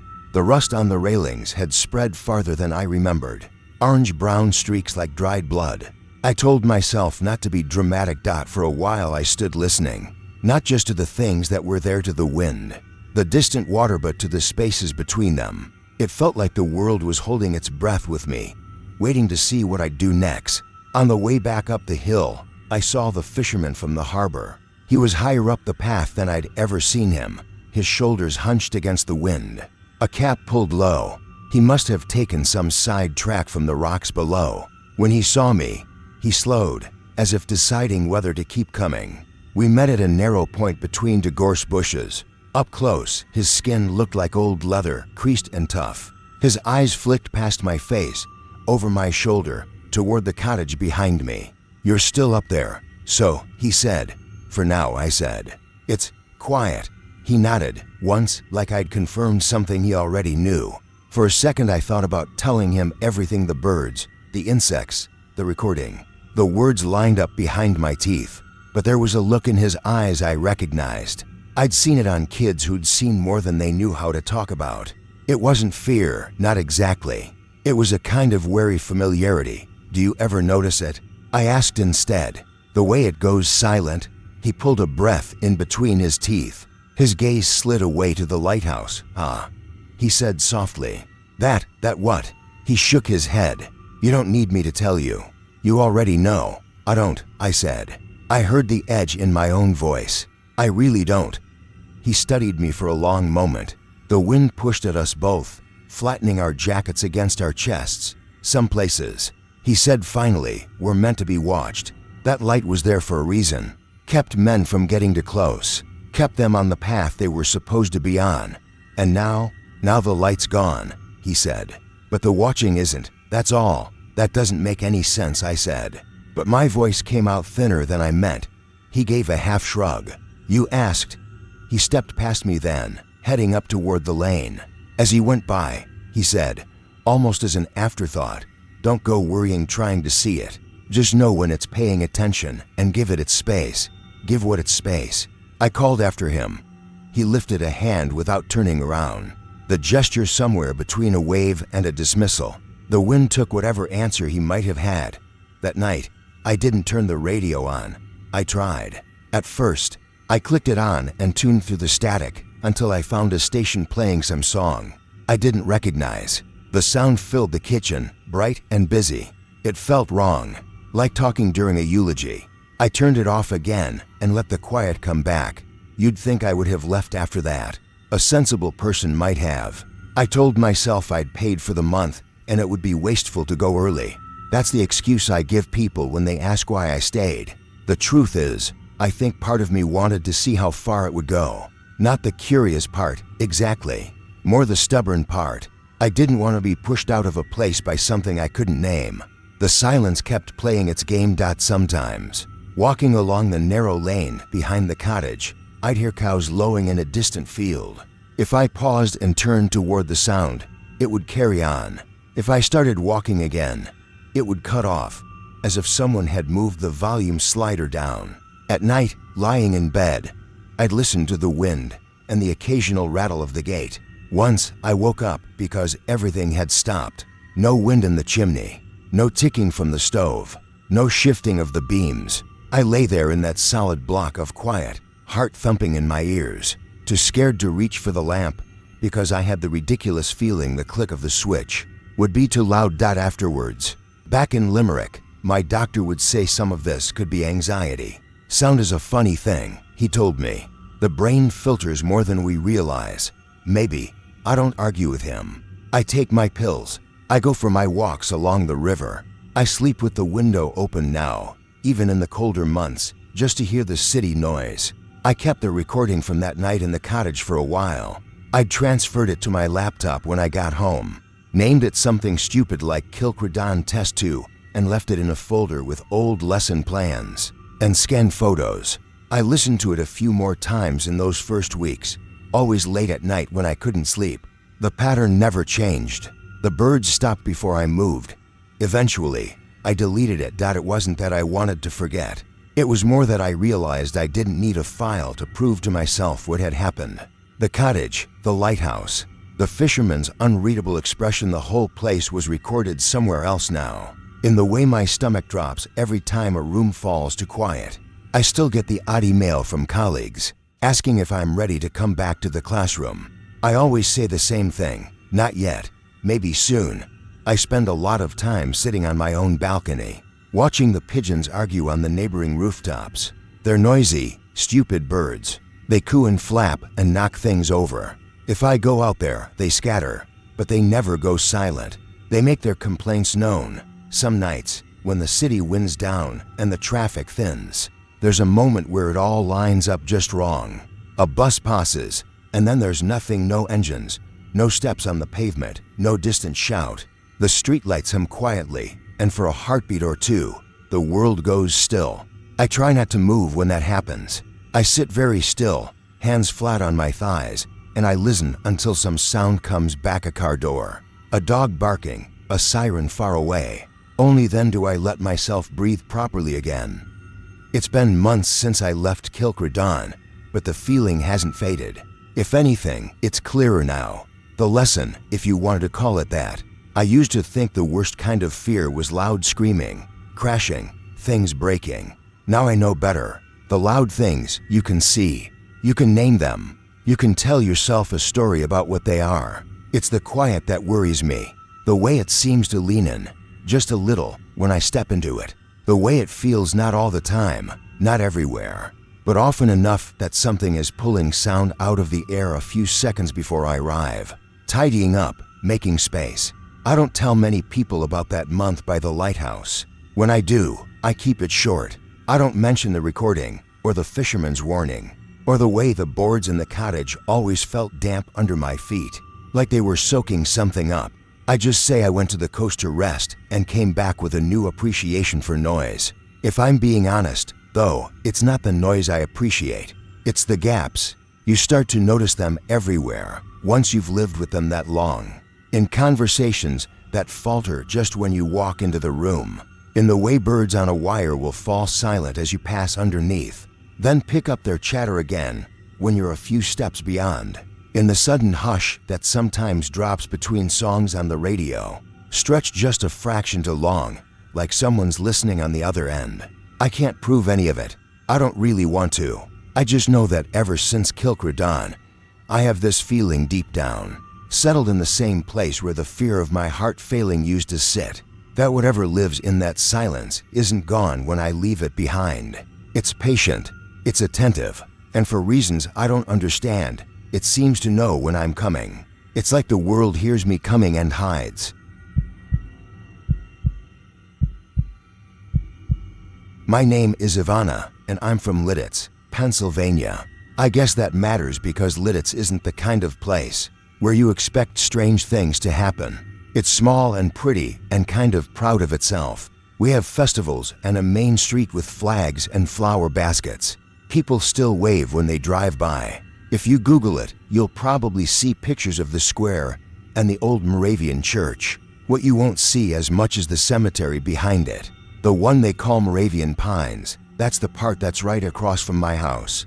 I live in a little rented place with my younger brother, Petter. Most people just call him Pete. The house sits at the edge of town, on a road that thins out into farms and then woods. Our front windows look straight at the cemetery hill. Between us and the stones is just the road, a narrow strip of grass, and a low stone wall that's been leaning for at least 50 years. When we moved in, our realtor said, "You hardly notice it after a while," which was true enough at first. The headstones just turned into part of the view, like trees. I work for the state as a forestry tech. It's not as official as it sounds. Most days I'm marking safe hiking routes, checking blazes, walking the same trails over and over. I flag down branches, keep an eye out for erosion, mark spots where people keep cutting their own illegal paths. In the fall and winter, it's mostly me, the pines, and the cold air. I like it that way. I don't have to make small talk with anyone except sometimes a hunter or a lost hiker who didn't read a map. My schedule's pretty boring.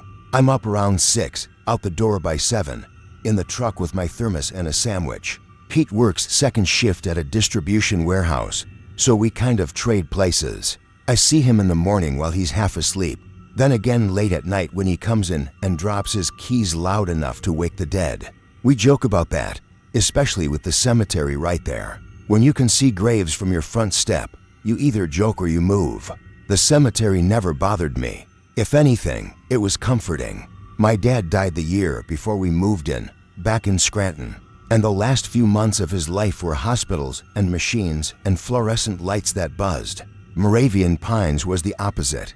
Old stones, tilted a little, pine needles on the ground instead of linoleum, wind moving through the branches, a soft resin smell when the sun warmed the bark.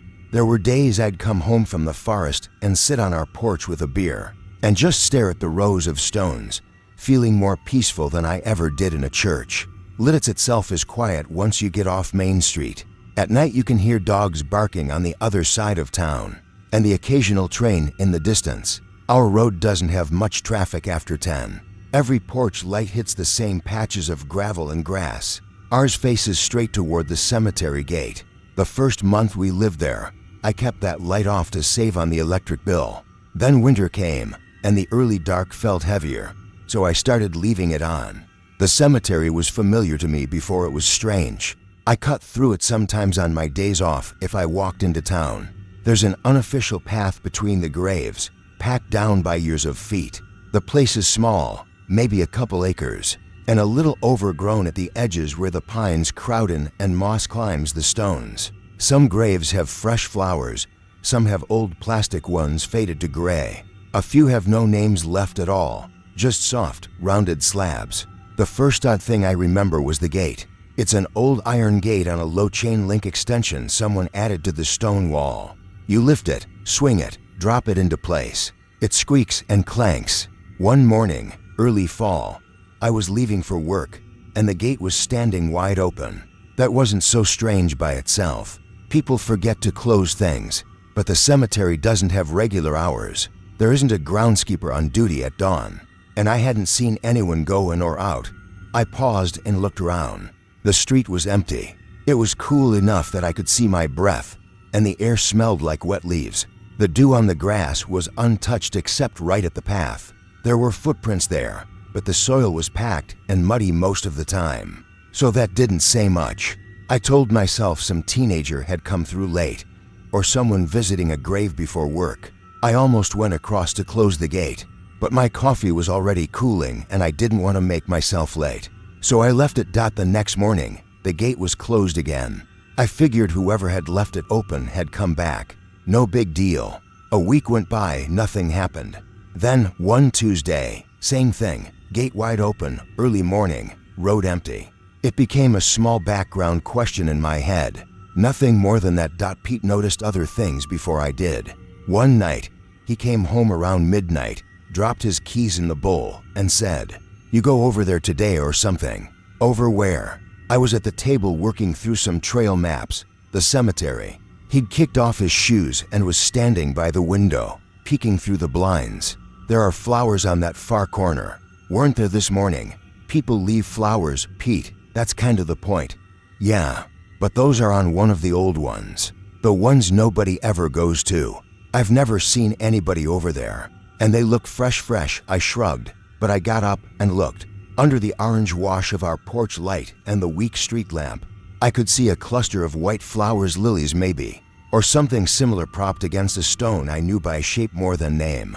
The stone leaned back into a pine trunk, its face dark with age.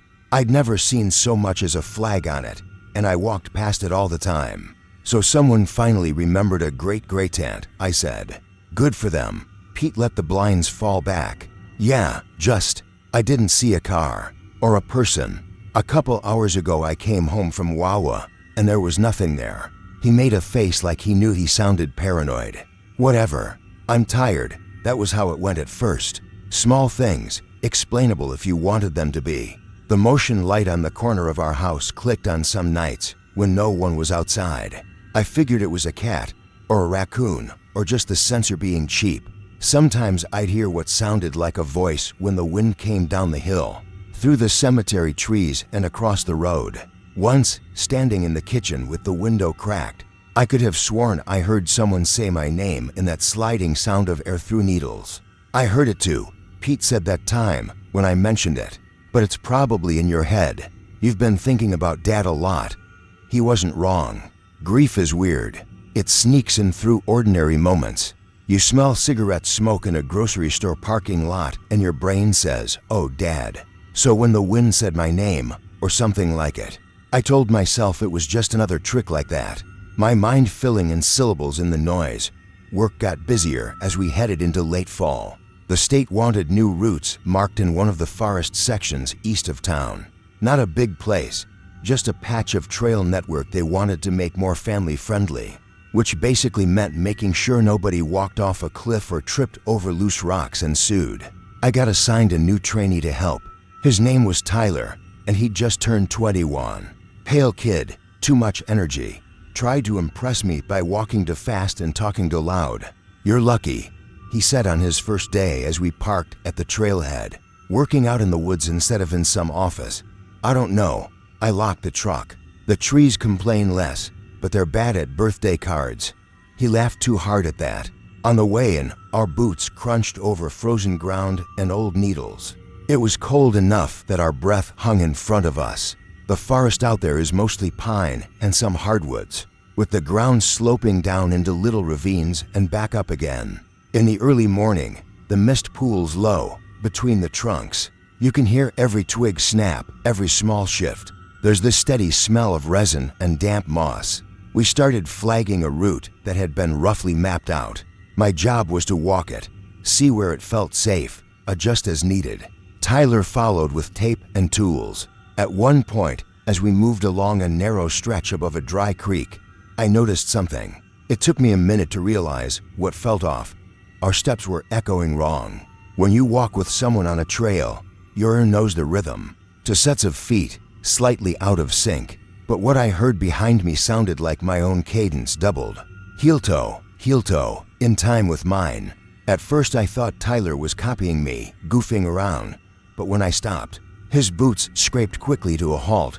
The other steps, whatever I'd heard, stopped a beat after. Just half a second. Enough to notice. I turned around. Tyler was a few yards back, adjusting his gloves. "You okay?" he asked. "You stopped. Thought I heard something," I said. I listened. Nothing but a crow somewhere, and the distant hiss of wind through higher branches. "Like what?" he asked. I shook my head. "Nothing. Let's keep going." We did, but a few minutes later, it happened again. Walking, talking, the usual trail chatter, and under it there it was, a second. Faint set of footsteps syncing almost perfectly with mine. The sound wasn't louder or closer, just paired. If I lengthened my stride, the echo did too. When I slowed, so did it. I told myself it was the sound bouncing off the ravine or something stupid like that. Acoustics. The path was narrow, the ground uneven. I was probably just tired. Still, when we reached a flat clearing, I stopped again and waited. Behind me, Tyler took 2 more steps and then stood still. There was that extra half beat, a soft crack of something on the trail after both of us had already gone quiet. Just one, then nothing. Seriously, what are you hearing? Tyler asked. He sounded more curious than scared. Probably just an echo, I said. Or a deer somewhere. He shifted his pack. Doesn't sound like hooves, then it's branches. Or whatever. I started walking again, more annoyed at myself than anything.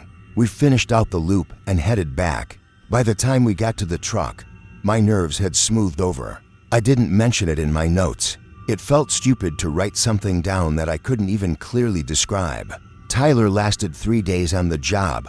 On the 3rd day, in that same section of forest, he pulled off his gloves and said, "Okay, sorry, I know this sounds dumb, but is it like haunted out here or something? This is Pennsylvania, not a Netflix show," I said. "What's going on?" "I keep feeling like there's someone behind us," he said. "Like, right behind us." I turn around and there's nothing, but I don't know. It's freaking me out. "It's a forest," I said. "There are always sounds. Trees move. Animals move. We move. It doesn't mean anything." He nodded, but his face stayed tight. At lunch, he sat in the truck instead of finding a stump. By the end of the day, he told me he was going to ask for a different assignment.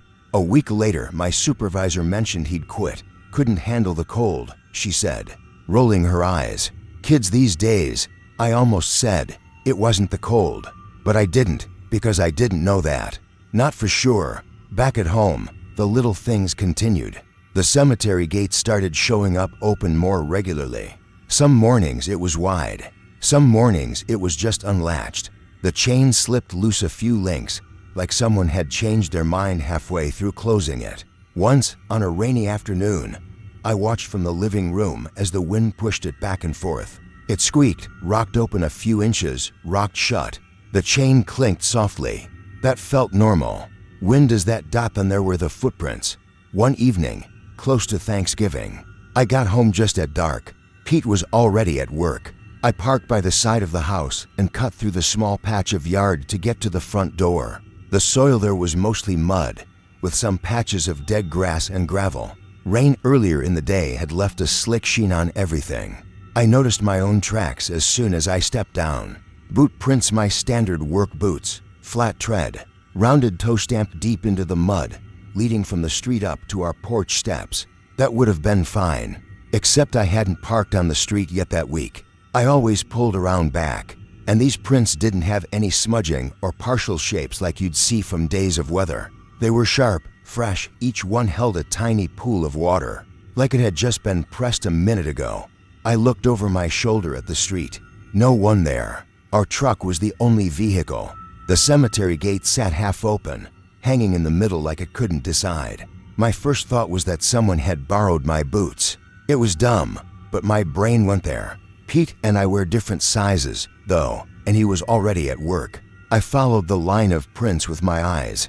They went straight from the road to the porch, up the 3 wooden steps, and stopped at the front door. There were no returning footprints going back out. I scraped my actual boots on the edge of the step and unlocked the door. Inside, the entryway floor was dry and clean. No mud, no wet sock prints, nothing. Just the mat where we left our shoes. I stood there for a minute listening. The house was quiet. Fridge humming, heater clicking. A car passed somewhere down the road. No one upstairs, no TV, no shower, nothing. I nudged open the closet, checked behind it like an idiot, then checked the bathroom. Then the tiny laundry room off the kitchen. Empty. It didn't take long. The place isn't big. I told myself someone had come to the door earlier delivery, or a neighbor and I hadn't noticed. Maybe they'd stood there a while, pacing. That would explain the prints being so clear. Maybe the rain had made them look fresher than they really were. That was the story I picked and stuck to. That night, around 1 in the morning, I woke up to the sound of footsteps downstairs. Not loud. Just that slow, steady creak of weight on old boards. Someone moving from the front door toward the kitchen, then pausing, then shifting again. I lay still and listened, heart pounding in my ears. Pete was usually home by then, but I hadn't heard his keys or his usual muttered cursing when he struggled with the lock. "Pete," I called. The steps stopped. Silence. Then I heard the front door open. The hinges squeaked. A draft of cold air slid under my bedroom door. There was a soft thump, like something small falling over. Then the door shut again. I got up, crossed the room, and opened my door. The hallway was dim, lit by the street lamp outside. I went down the stairs slowly, every step loud in my own head. When I reached the bottom, the living room looked the same. The front door was closed, locked. The chain was in place. The mat held to pairs of shoes, undisturbed. In the kitchen, though, the back door was unlatched. It wasn't open, just not fully closed. A thin line of cold air slipped through the gap. On the floor, near the threshold, were 3 muddy prints leading inward. Same shape as mine, same tread. I checked the locks. I checked the windows. I checked under the table, because that's what your brain tells you to do. Like someone is going to be hiding like a kid. Nothing. The house was empty. My phone buzzed, and it was a text from Pete. Sorry, overtime. Won't be home till 3. I stood in the kitchen with my hand on the doorknob, feeling the cold air, and tried to think of any normal explanation that didn't make me sound crazy. I came up with drafts and bad memory, and maybe the door hadn't clicked shut earlier, and maybe the mud was from my boots after all. I cleaned it up with paper towels. It was either that or let it dry there so I could stare at it. The next day, I stopped at the little borough office to look up some cemetery records. It wasn't a big plan. It was just something that popped into my head on the way back from the forest. If someone kept leaving the gate open and showing up with flowers, maybe there was some story I didn't know. Maybe it would be something boring like they'd sold new plots or added a section, and I could stop fixating on it. The clerk behind the counter was a woman in her 50s named Marlene. Everyone in town knew her. She'd been there forever. Her nails were always perfect, and she had this way of making you feel like you'd interrupted something important, even if the office was empty. Hey, Marlene, I said. Quick question. Do you have records for Moravian Pines? Like who's buried where and all that? She frowned like I'd asked for nuclear codes. What for? Curiosity, I guess, I said. I live right across from it. I've been seeing more people around there lately. Just wanted to know a little more. History and such. She tapped her keyboard without looking. Most of those records are old church stuff, she said. Not all in the system. You'd have to ask the pastor. Okay, I said. Is there anything here? Plot maps or? Somewhere, she said. Back in the cabinets. She looked over my shoulder at the doorway, then back at me. You really want to dig through that? I shrugged. If it's not a pain. She sighed like it was, then got up and disappeared into the back. I heard drawers sliding open, paper rustling. After a minute, she came back with a thin, dusty folder and a rolled-up paper rubber banded together. This is what I could find, she said. Don't take it out of the building, and don't expect it to make a lot of sense. Things weren't kept like they are now. I thanked her and sat at a corner table. The map was hand-drawn, yellowed, with little rectangles marked in faint ink. Some had names, some just had numbers. A few spots had been scratched out and overwritten. The folder held a list of burials by date and name, most of them from the 1800s, then thinning out toward the present day. As I scanned the names, I kept waiting to see something familiar. A neighbor's last name, a date I recognized. My own family was from the Scranton area, though, and I didn't expect to find Hruba anywhere. Still, I checked. I didn't find my name. What I did find was a pattern. Some of the newer burials, like from the last 30 years, had note marks next to them. A little asterisk, small and neat. At the bottom of the page was a key in tiny handwriting. Asterisk C alt record. But there were no alternate records in the folder. Just the list and the map. When I went back to the counter, Marlene had her reading glasses on and was flipping through a magazine. I asked, do you know what alt record means in here? She looked at the folder, then at me. Her mouth tightened. Just church stuff, she said. Sometimes they keep their own copies. Or there were reburials. Things get moved around. Reburials? I asked, like they moved the graves. Sometimes that happens, she said. Her voice had gone a little flat. Look, honey, those graves aren't what you think they are. Not all of them, anyway. You want history, you talk to the pastor. I really have to finish this. She tapped the stack of papers by her keyboard that I was pretty sure she'd just put there. I knew a brush off when I heard one.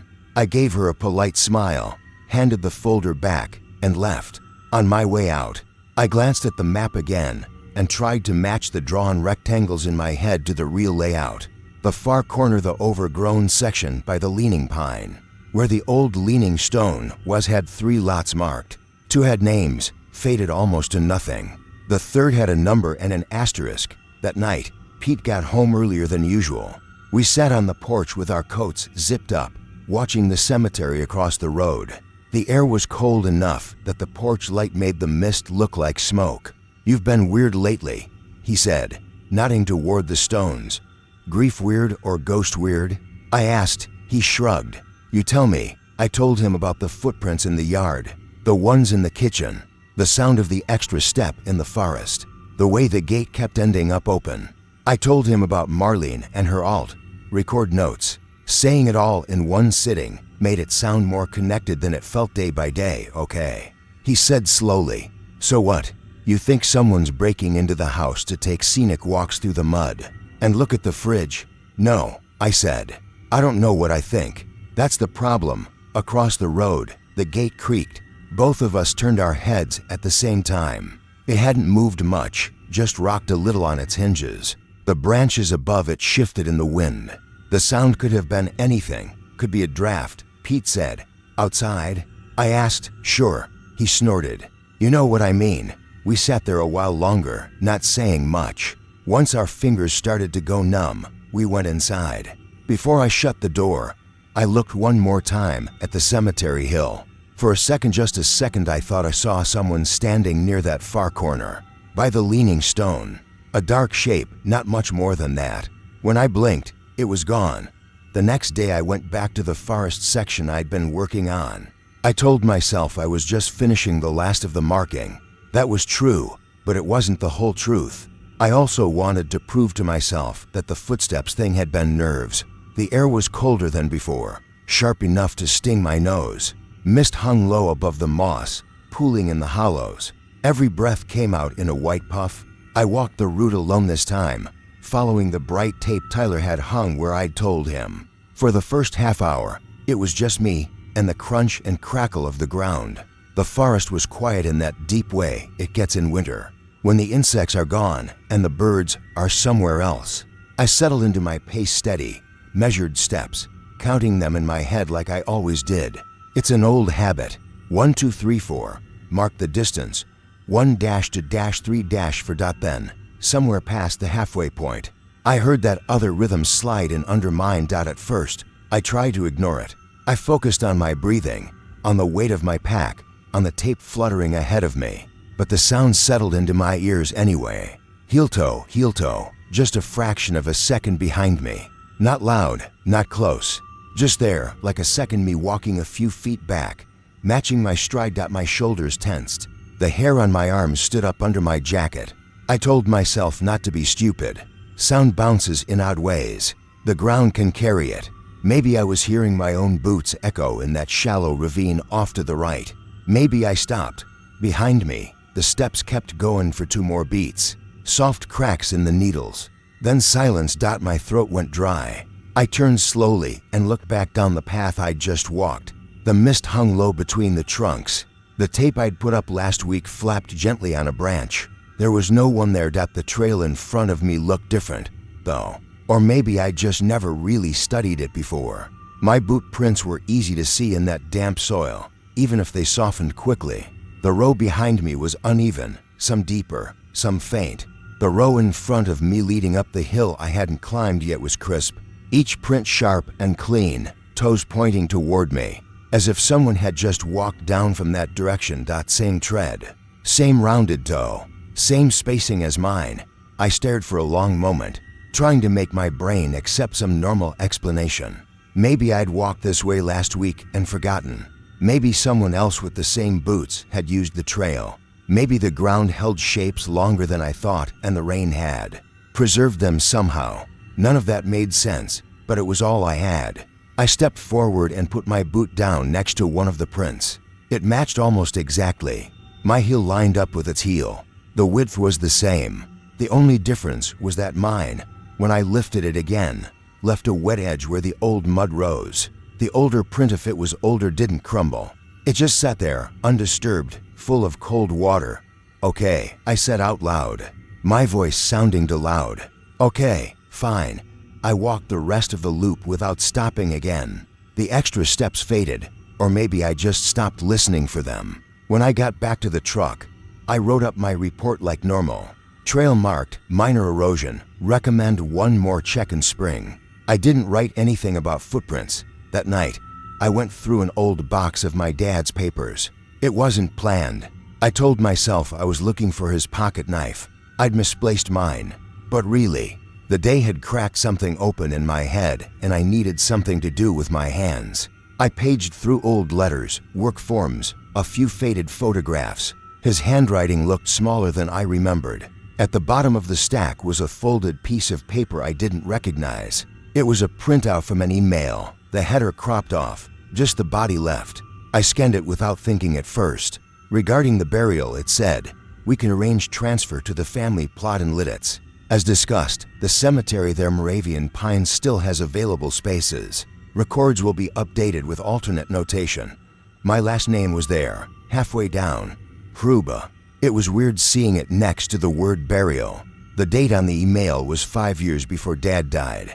I hadn't known he'd even thought about being buried anywhere but Scranton. But that wasn't what set my teeth on edge. It was the phrase alternate notation. I sat back and listened to the house. The fridge hummed. The heater sighed on. Somewhere outside, a dog barked twice and then stopped. Across the road, through the thin curtain, I could see the faint outline of the cemetery hill, dotted with darker shapes. "Not all of those graves are what you think they are," Marlene had said. Maybe my father had planned on being buried there.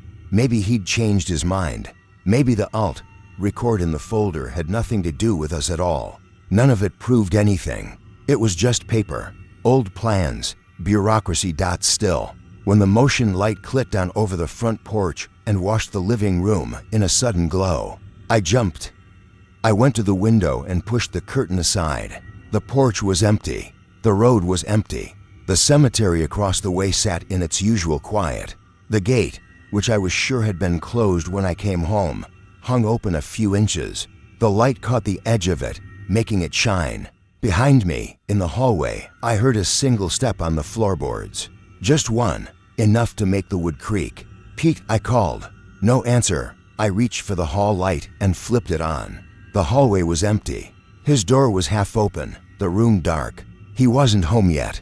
The silence after my voice felt thick. I could say that was the moment I believed something was wrong. But that's not how it works. You don't flip from normal to haunted in 1 second. You just collect moments like pebbles in your pocket, until they're heavy enough that you can't pretend you're not carrying anything. I went back to the window. The porch light burned steady, aimed right at the stones on the hill. More than once since then, I've thought about changing its angle or just turning it off. It would be easy. One twist of the fixture, one flip of the switch. But I haven't. I still keep the porch light on, facing the stones.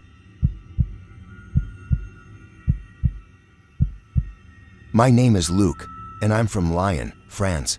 I don't live there much these days, not really. I'm a travel journalist, which mostly means I sit in rental rooms staring at a laptop, pretending I'm discovering the world while actually just trying to file something. Before an editor starts sending polite, worried emails. Last autumn I told myself I needed somewhere quiet to reset my head, which sounded healthier than hide from my inbox. That's how I ended up in St. Aubin, in the middle of nowhere, staying in a farmhouse that wasn't mine, in a room that didn't quite feel like it belonged to the house. The place was about as picture book rural as you can get. Long dirt lane, low stone walls, a barn that leans slightly as if it were tired of standing. When I first stepped out of the taxi, the whole air smelled like warm hay and damp earth. You could hear a dog barking somewhere far off, and closer in there was this soft rhythmic clank from the barn, like a cow nudging metal or a rope tapping wood. It felt safe in this weird, old way, like nothing important had changed there for a long time. My hosts were an older couple, the Baudris. He was thin and stooped, with that farmer's tan you never really lose, and she was compact and brisk, always wiping her hands on an apron that never seemed to get dirty. They were sweet in that practical rural way, not chatty, but kind. They kept telling me how peaceful it was, how people from the city slept so well there. They weren't wrong. Nights were quiet, but not empty. There was always some small sound threading through the silence, the barn settling, an owl, the wind sliding around the corners of the house.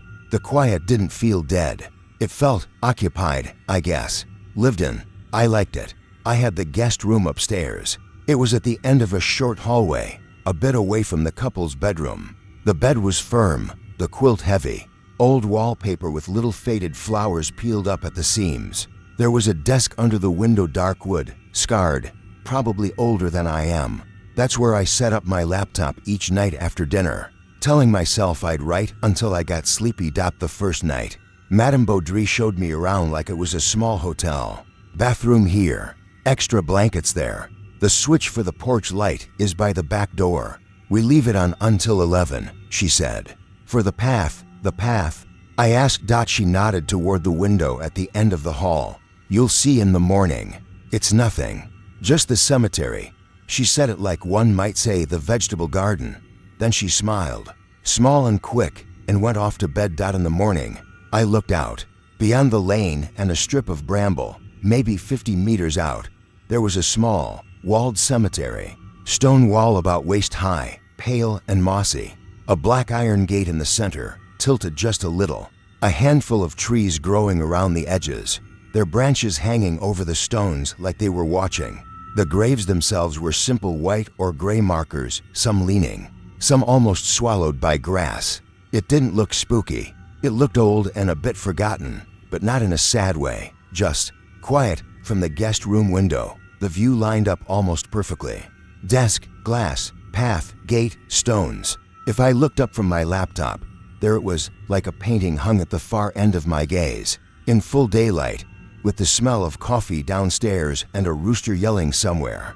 It felt harmless. I've stayed next to train tracks, highways, even a slaughterhouse once. A cemetery was nothing. I told myself that. More than once, the Baudrys went to bed early. By 10, the house would go still. No TV, no radio. Just the small noises old houses make for themselves. They let me use the kitchen late at night, and the fridge was always full of cheeses and leftovers. I'd pad downstairs in socks, make tea, and then set up at the desk in the guest room with the window cracked a little for air. My job, at least on paper, was to write a reflective piece on slow travel in the French countryside. Very tasteful, very quiet. I was supposed to talk about disconnecting, about listening to the land. All that performative serenity you're supposed to sell readers. The irony, of course, was that I was more wired than ever. I checked my email too often. I scrolled news feeds that had nothing to do with me. When I got stuck, I'd stare out at the cemetery, watching the wind move through the trees. At first, it was just part of the background. I'd see the porch light from the farmhouse casting this cone of weak yellow over the back step, and beyond that, nothing.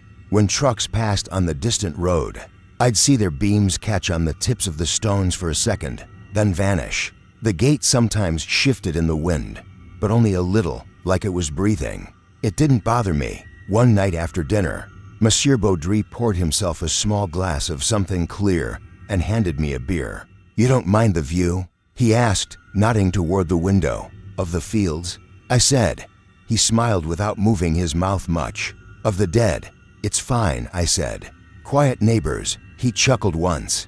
"They were not all quiet when they were alive. Anyone I should know about?" I joked. No. He said quickly, like he'd stepped too close to something. "Old families, old stories. You're here to work, not to listen to village gossip. Sleep well. The room is good for sleep." He said that last part a little too firmly, then patted my shoulder and went up to bed. The first odd thing was so small I almost didn't register it.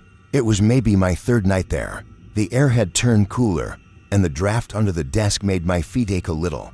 I was typing some meaningless paragraph about listening to wind in the trees, very poetic, not very honest. When the cursor jumped, I thought I'd brushed the trackpad. It happens. I was halfway through a sentence when the little vertical line hopped up for lines and sat in the middle of another word. I sighed, hit the arrow key, and put it back. Then it happened again. The cursor slid on its own, smooth and deliberate, back to that same line. It didn't highlight anything or delete anything. It just went there, like someone pointing. I froze with my fingers above the keys, waiting for some glitch to sort itself out. Nothing else moved.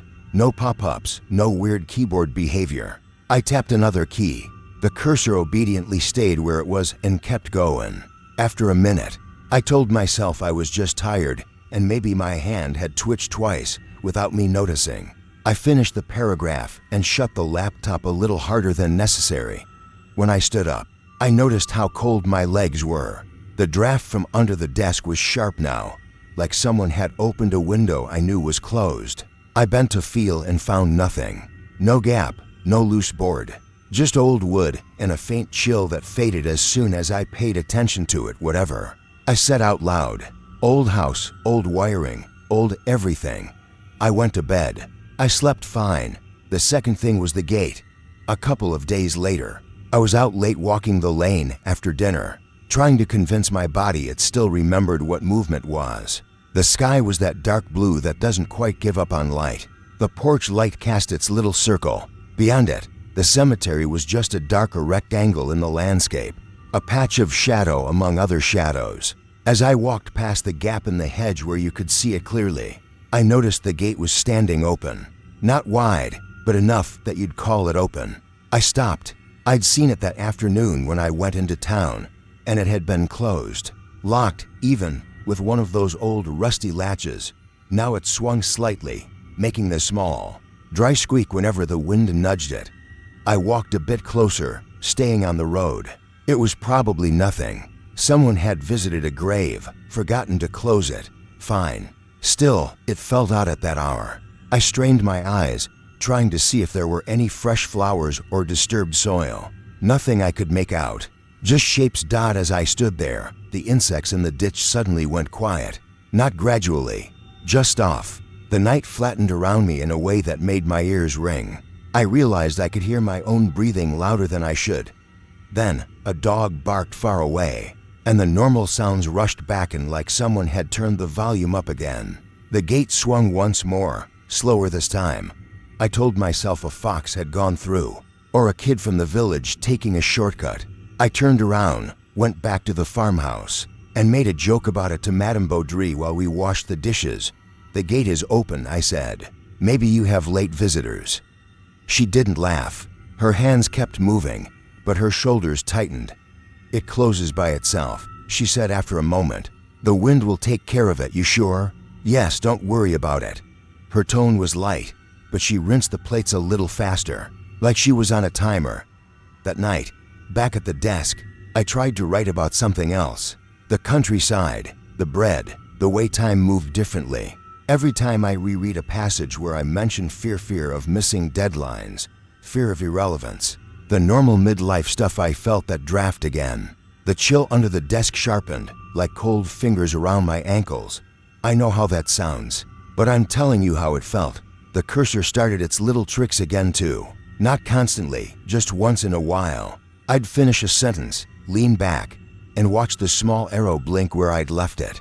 Then it would slide up to a line I'd just written about being afraid of standing still, or afraid of becoming a ghost in my own life. It never moved to the descriptions of bread or trains or cobblestones. Only the lines about fear. "Okay," I muttered. "That's kinda weird." I ran a virus scan. Everything came back clean. I checked the settings. I turned the laptop off and on again, like a technical exorcism. For a while, it behaved. When it finally did it again, around midnight, I snapped the lid shut and went to brush my teeth, annoyed with myself for being spooked by what was probably some driver issue. As I walked back from the bathroom, towel over my shoulder, I glanced out the hall window toward the cemetery. The gate was closed. I told myself the wind had done it, or Monsieur Baudry, who'd gone out for some reason, though I hadn't heard the door. I didn't go downstairs to check. There's only so much rational investigation a person is willing to do before bed. The next afternoon, I ducked into the small grocery in the village to get more coffee. The woman at the counter was maybe in her 50s. with sharp eyes and a cardigan that had seen better years. There's always one person like that in a small town, the unofficial librarian of everything that's ever happened. You are at the Baudry farm, she said when I put my things down. It wasn't a question. Yes, just for a week or two. For the article, she added. Madam said, you like it? It's lovely, I said. Very quiet. And the room? She asked. I hesitated. It's good. A little drafty. She pressed her lips together like she was holding in another question. Her gaze drifted past me to the window that looked out toward the general direction of the farmhouse. Though you couldn't see it from there. You sleep well? She said. Yes, I lied. Mostly. She nodded slowly, bagged my things, and then, just as I was turning away, added, their son used that room. Before. Before what? I asked. She shook her head. Before he moved. Long time ago. She took my money and, as I picked up the bag, said, almost as an afterthought, you should keep the curtains closed at night. The light confuses. Animals, right, I said. Of course, that evening, I made a point of leaving the curtains open. It felt childish to do the opposite of what she'd suggested, but I wanted to prove to myself that I wasn't going to be pushed around by other people's superstitions or my own. The laptop behaved for an hour or so. I got into a decent rhythm, describing a morning walk, the way the fields looked with the mist lifting. Then I decided to reread a section I'd written the first night. As I scrolled up, the cursor jumped again, settling on a line I didn't remember writing. I woke up at 3 in the morning with earth under my nails. I stared at it. The phrasing was mine. I could hear my own cadence in the words, but I had not typed that sentence. I would have remembered. It was too specific, too off from the rest of the piece, which was all about bread and trains and the luxury of slowness. I clicked around the file, looking for signs I'd been hacked or some older draft I'd forgotten to delete. Nothing. It was the only strange line in an otherwise bland document. I deleted it. I told myself I'd put it there as a note to self and forgotten. I saved the file, closed it, reopened it. The sentence was gone. I felt ridiculous for how relieved that made me. The room felt colder. Not the house, not the hallway, just the guest room. I stood up, rubbed my arms, and checked the radiator. It was warm. The air wasn't. There was that smell you get in old cellars, damp but faint, mixed with hay and the ghost of cigarette smoke in the wallpaper. Outside the window, the cemetery sat in its usual place. The porch light threw a thin line across the path, just enough to pick out the top of the gate. It was closed again. Trees moved slowly in the wind. Nothing dramatic. When I turned back to the desk, there were faint smudges on the floorboards, darker than the wood. I squinted and bent down. They looked like muddy footprints, but not sharp, more like something damp had been tracked in and then half dried. 4, maybe 5 shapes, leading from the door toward the desk and then fading out. I checked my own socks. They were clean. I hadn't been outside since dinner. I listened for any drip or leak, but the ceiling was dry and unmarked, probably from before. I said to myself, old stains. I just didn't notice them. The next morning, I checked again in daylight. The floor looked normal. No smudges, no spots, just old boards with old knots. I started to pay attention after that, though. You know how once you notice a pattern, you can't unsee it? That's what happened. The cursor didn't just move randomly. It went to specific sentences. The draft didn't just feel cold.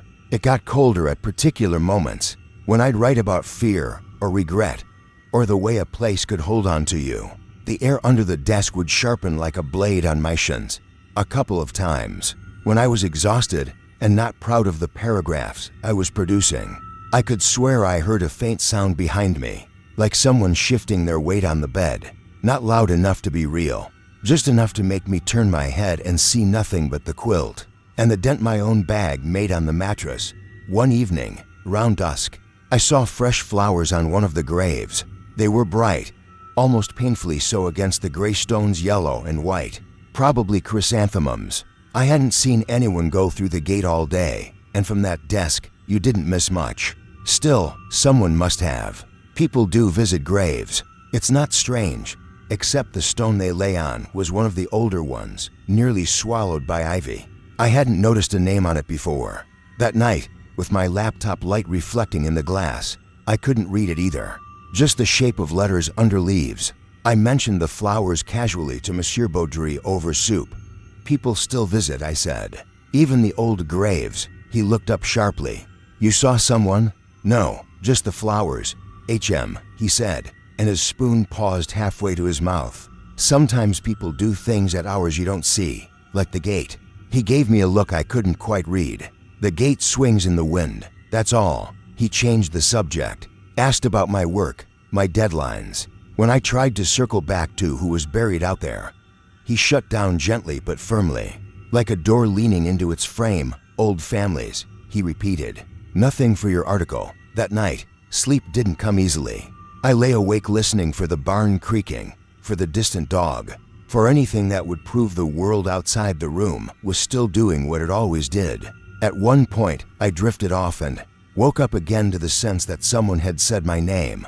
Just Luke, soft, close, the way someone might say it if they were standing right near your ear so they wouldn't have to raise their voice. I sat up, heart pounding, telling myself it was a dream. The house was silent.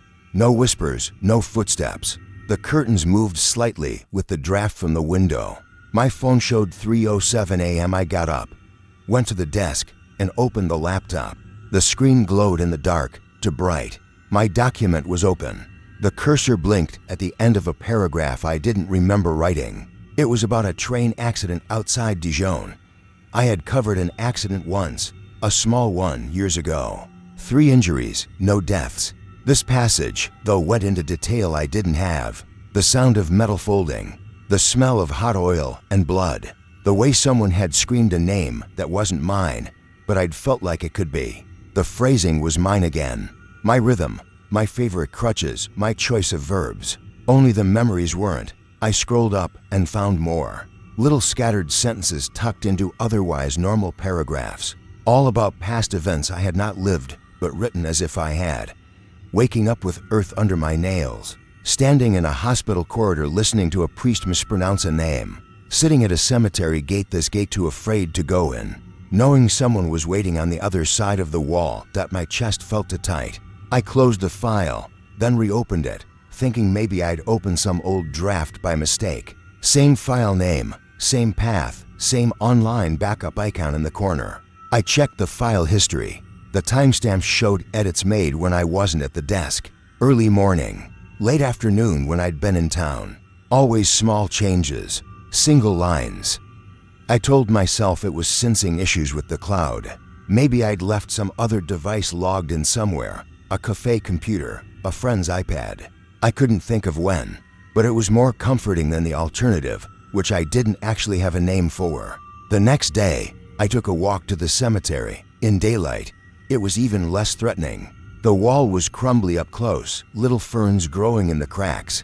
The gate latch was rusty but functional. When I lifted it, it made the exact squeak I'd heard at night from my window. Inside, the ground was uneven. Gravel crunched under my shoes. The smell was a mix of damp soil and something older, like paper stored too long in a trunk. Some graves had dates from a century ago. Others were newer. The bright flowers eyed. Seen were already wilting, their petals going soft around the edges. I found the stone they were on. The ivy was cleared just enough to see the name, Luc Morel. My own name, same spelling. Below it, dates that would have made him about my age, a little older. Depending on the month, there was a line under the dates, something worn almost flat by time and weather. I bent close, squinting. The only words still really legible were B-name and Souvien's toy. Beloved, remember, I laughed once, too loud for the quiet place. It was stupid. There are plenty of lucks, plenty of morals. It's not like my name is insanely rare. It was a coincidence, that's all. A neat hook for an article, if I'd been that kind of writer. I straightened up quickly and stepped back, feeling guilty and a little sick on the way out. My foot slipped in a patch of mud I hadn't seen. I caught myself on the gate, slammed it by accident, and left a smear of wet earth along the iron. When I got back to the farmhouse, I washed my hands twice before lunch. I kept glancing down at my nails, half expecting to see dirt I'd missed, packed in dark. In the afternoon, I asked Madame Baudry about the grave. I kept my tone light. like I was making conversation for fun. "There's a Morel in the cemetery," I said. "Same as me, Luke. Funny, isn't it?" She didn't smile. "There are many Morels in France," she said. "Sure, but same first name and everything. Did you know him?" She wiped the counter that was already clean. "Old families," she said again. "People move away. People come back. It's not for us to talk about." "Did he live here?" I pressed. "In the house?" She set the cloth down, folded it carefully, and looked straight at me. "Those graves aren't what you think they are," she said. "Eat your supper while it is hot." That should have been a joke. The way she said it, it wasn't. I wanted to push, to say, "What do you mean?" But something in her expression made me stop. It wasn't fear exactly. It was a resignation, like she'd already played the scene before and knew it wouldn't help. That night, I almost didn't open the laptop. I told myself I could take one evening off, read a book, watch downloaded episodes of something dumb. But my fingers itched in that way they do when a story is happening whether you like it or not. I sat at the desk. The air under it was cold immediately, as if it had been waiting. I opened the document. The cursor blinked at the top, then slid down on its own to the section about the cemetery. Like a dog going to its favorite spot on the couch, I watched it. I didn't touch the keys. Slowly, letters appeared. Not in a rush. Not like in movies where messages slam onto the screen. It was more patient than that. One letter, then a pause, another, like someone thinking as they typed. "I am not you." I stared, throat dry. The sentence sat there, stark and ugly in the middle of my polished paragraphs about bread and mist and slow mornings. The cursor blinked at the end of the line, waiting. "This isn't funny," I said out loud. My voice sounded small. "If someone is in my account, this is not." The letters vanished. The line erased itself. Not all at once, but backwards, one character at a time, until only the blank remained. Then the cursor hopped, darting through the document, landing where I talked about being tired, about wanting to start over, about feeling like maybe I'd lived the same year more than once. New words appeared. "You remember wrong." The draft under the desk felt like ice water. My legs ached with cold. I pushed the chair back so fast it scraped a harsh line into the silence. I slammed the laptop shut. The room went dark except for the faint light from the hall. I was breathing too fast. My hands shook in the stupid, soft way, not dramatic enough for a panic attack, just enough to make me feel clumsy. I opened the door, stepped into the hallway, and was halfway to the stairs when I heard my own voice behind me. "Luke," it said. Just that. My exact tone, my exact accent. The way I say my own name when I'm testing a microphone or leaving a message. I turned back slowly. The guest room was empty. Bed, desk, closed laptop, curtains stirring a little. I didn't go back in that night. I slept on the couch downstairs with a blanket that smelled like wood smoke. I told the Baudrice I'd changed my mind about where I worked best, that I might split my time between the village cafe and the porch. They didn't ask why. They just nodded, like they'd heard it before. On my last day in St. Aubin, I printed out my draft in town. I didn't want to open the file again in that room. I told myself I'd edit on paper, like in the old days. The pages came out of the printer warm and smelling faintly of toner and dust. Back at the farmhouse, I sat at the kitchen table and started reading with a pen in hand. For the most part, it was safe, gentle observations, a little self-deprecation. Nothing that would make anyone uncomfortable. Then, halfway through, I found a paragraph that didn't belong. It described a night in the guest room in detail I had never written.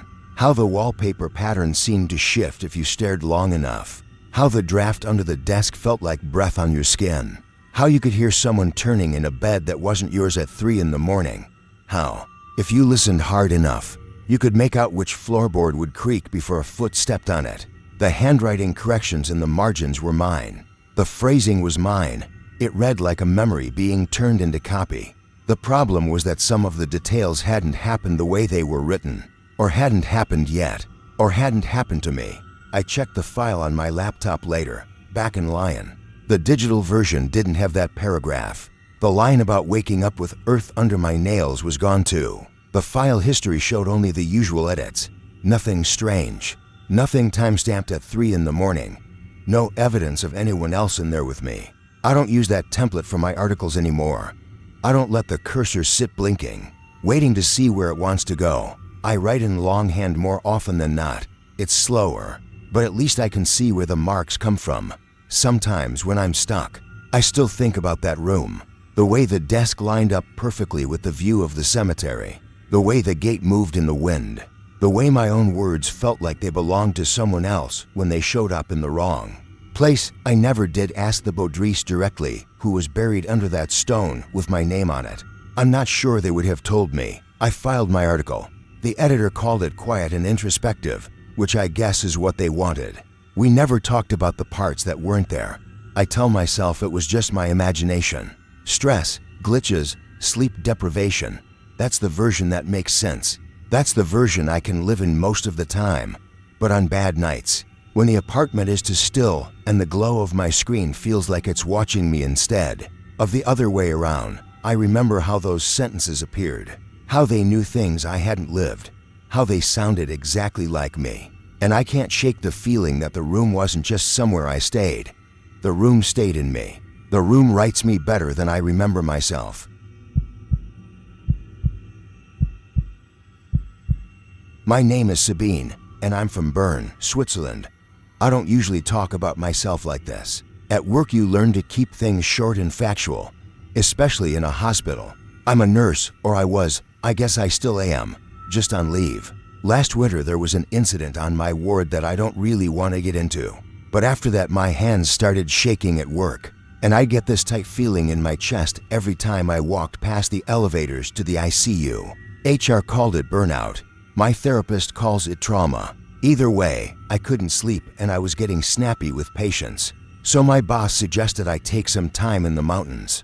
My aunt knew someone who rented rooms above Kandersteg. In this little village, you pretty much only see on postcards or hiking posters. I moved up there with one suitcase and my old hiking boots, thinking I'd stay a few weeks, breathe some clean air, and get my head back on straight.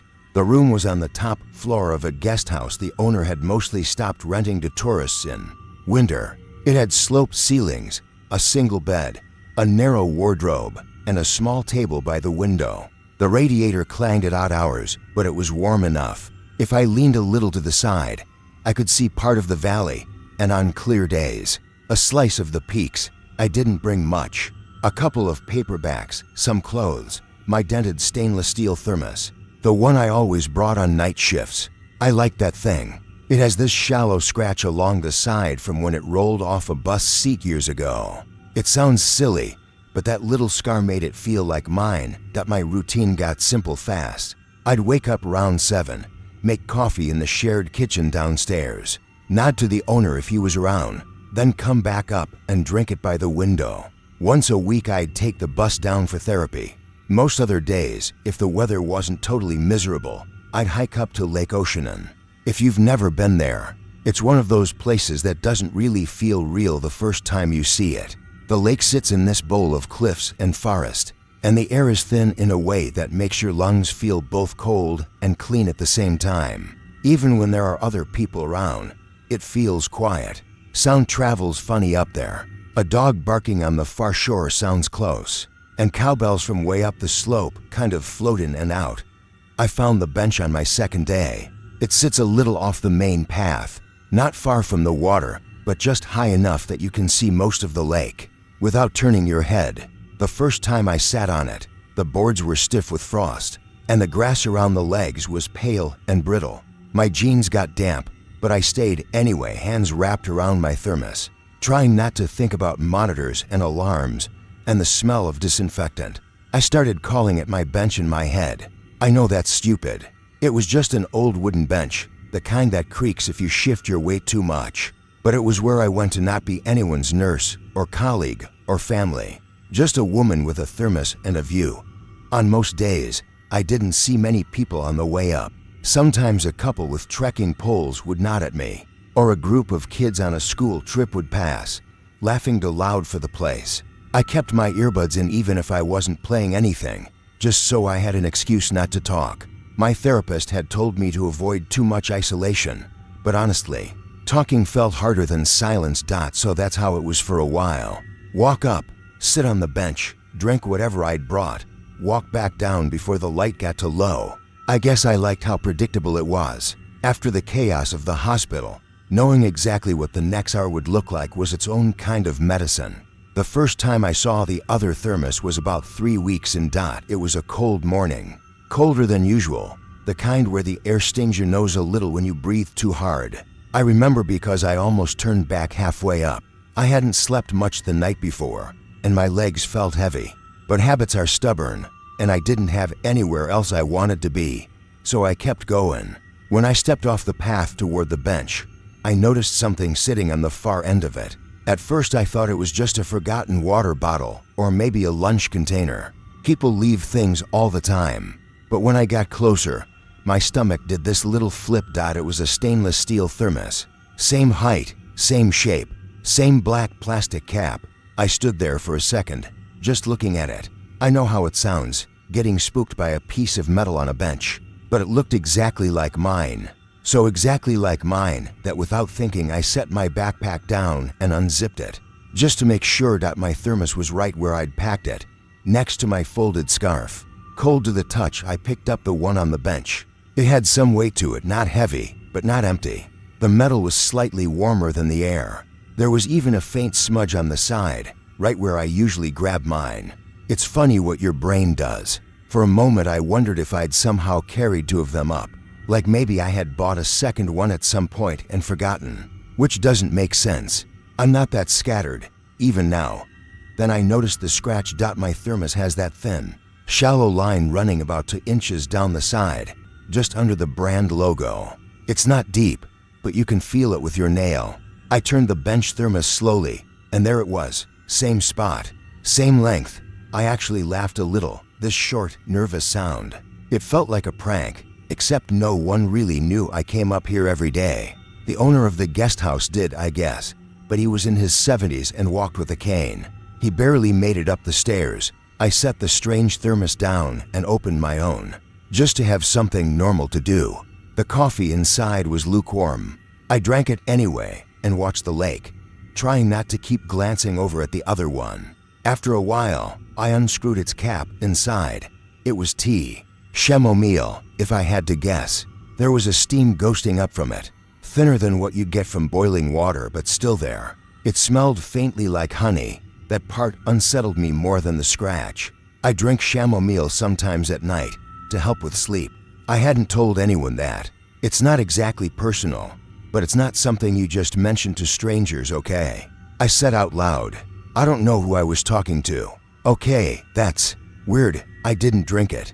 I thought about it, then pictured some hiker coming back, pissed that some random woman had helped herself to their drink. So I put the cap back on, slid down to the other end of the bench, and finished my own coffee. By the time I left, the steel of the strange thermos had gone cold. On the hike down, I tried to be reasonable about it. A lot of people buy the same kind of gear. Stainless steel thermoses aren't exactly rare. The scratch could have been a coincidence. The chamomile was just fine. A lot of people drink tea. Sabine, you're not special. I told myself all of that, and it worked pretty well until I got back to my room, took off my backpack, and put my thermos on the table. There was a faint ring on the wood, a circle the exact size of the base. It could have been from the day before, or the day before that. I don't always wipe it up, but for some reason, seeing that damp circle made my heart beat a little faster, like the bench and the room were closer than they should be, somehow. The next day, I packed my thermos as usual. This time I filled it with plain hot water and a slice of lemon. I don't know why that felt important. Maybe I just wanted something different from the chamomile smell stuck in my head. When I got to the bench, there was no one around. No other hikers in sight. No voices, no cows on the slopes. Just that distant kind of quiet you get in the mountains, where you can still hear tiny things, like the gravel shifting under your boots or the wind scraping along the rocks. The thermos was there again. Same spot on the bench. I checked my bag. Mine was still inside, warm against my fingers. I picked up the bench thermos. Warm again. When I opened it, a soft cloud of steam came out, and the smell hit me before I even saw the slice floating at the top. Lemon. I stared at it for a long time. The hair on my arms prickled, and not from the cold. I hadn't told anyone I was changing it up. I hadn't posted going for a hike with lemon water lol on social media. I barely texted anyone at all up there. I scanned the shore, expecting to see someone leaning against a tree, laughing at me, holding up their phone like, "Got you." But there was nobody, just a crow hopping near the water and the low clanking of cowbells somewhere higher up. I told myself it was a coincidence. It had to be. People bring tea, they bring coffee, they bring lemon water. Maybe some other woman with a similar thermos had been using the bench before me, and the timing just lined up. I sat down, set both thermoses between my feet, and just listened. The wind tugged at my hood. A tiny rock rolled down from somewhere behind me, clicked against another, then settled. You know when something is too quiet, and you start listening for a noise that isn't there. That's what it felt like. I didn't touch the lemon water. Over the next week, I tried not to change anything. I thought if I stopped being weird about it, it would stop being weird, if that makes sense. I'd wake up, make coffee or tea, pour it into my thermos, and head up every day I went. The other thermos was already there, and every day when I opened it, it had whatever I'd thought about bringing. Not always what I had actually packed, but what I'd considered. One morning I debated making cocoa, then decided it was too much trouble and stuck with coffee. The bench thermos had cocoa, not fancy cafe cocoa, just the cheap powdered kind, a little too sweet. The kind we used to drink on night shifts when somebody brought a box. Another day I thought about adding sugar to my tea for once, but I didn't, up at the bench. The other thermos held tea that tasted exactly like I imagined it would have if I had added sugar. Not too much, just 1 spoon. I started to test it on purpose. I'd stand in the kitchen and decide on something very specific in my head. Black coffee with 1 sugar, plain hot water, half coffee, half hot water, like we used to make when the caffeine started to make us jittery. Sometimes I made the drink and brought it.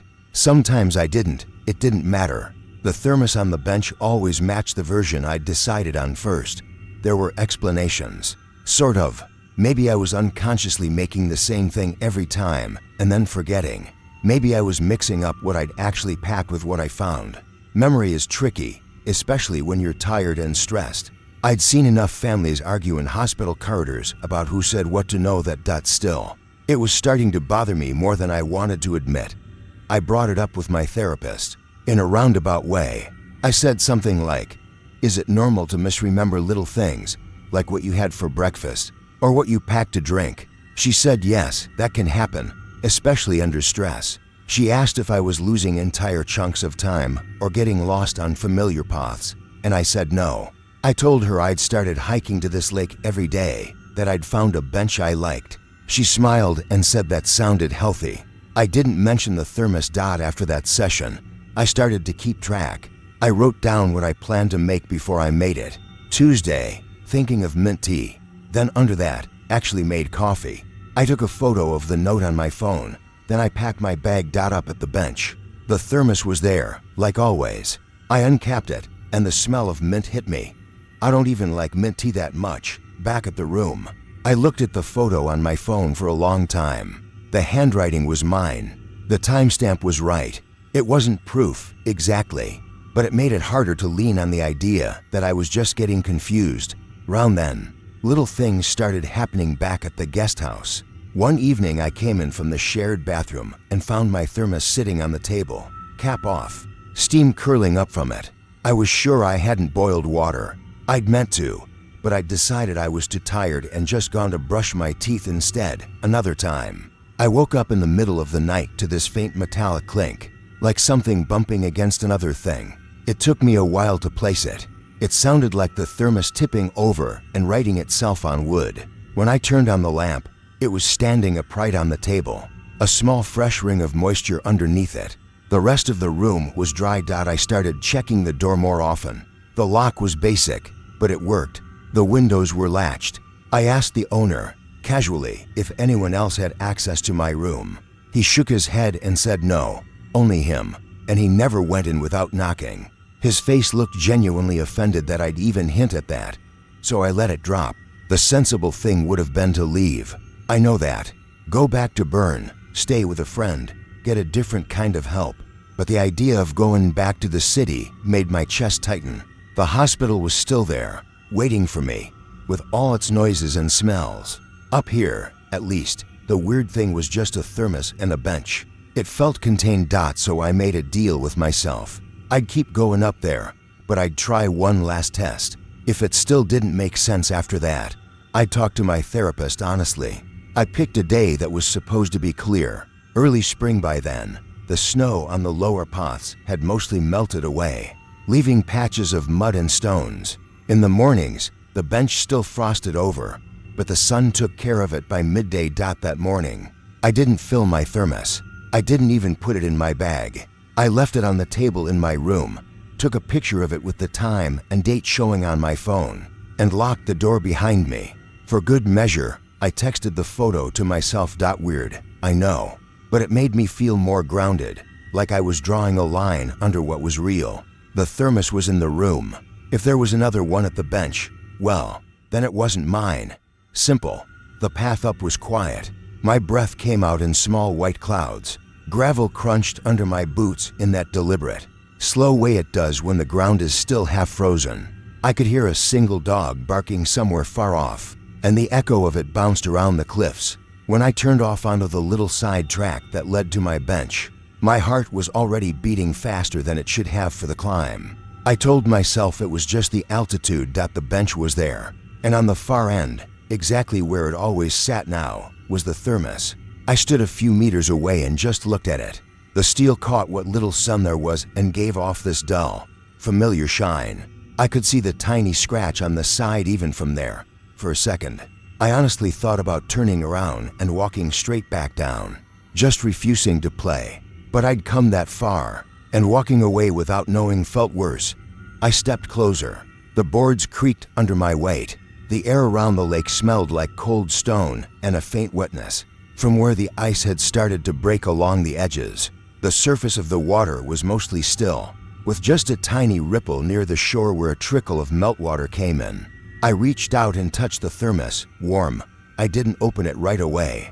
Instead, I sat down slowly, hands in my lap, fingers laced together so I wouldn't grab it on autopilot. My mind kept jumping between explanations. Someone else had copied my thermos. Someone local was watching me and leaving it there as a joke. I was sleepwalking. I was losing it. "You're fine," I said, under my breath. My voice sounded small. "You're just tired. You're fine." After a while, I leaned forward, elbows on my knees, and looked at the lake.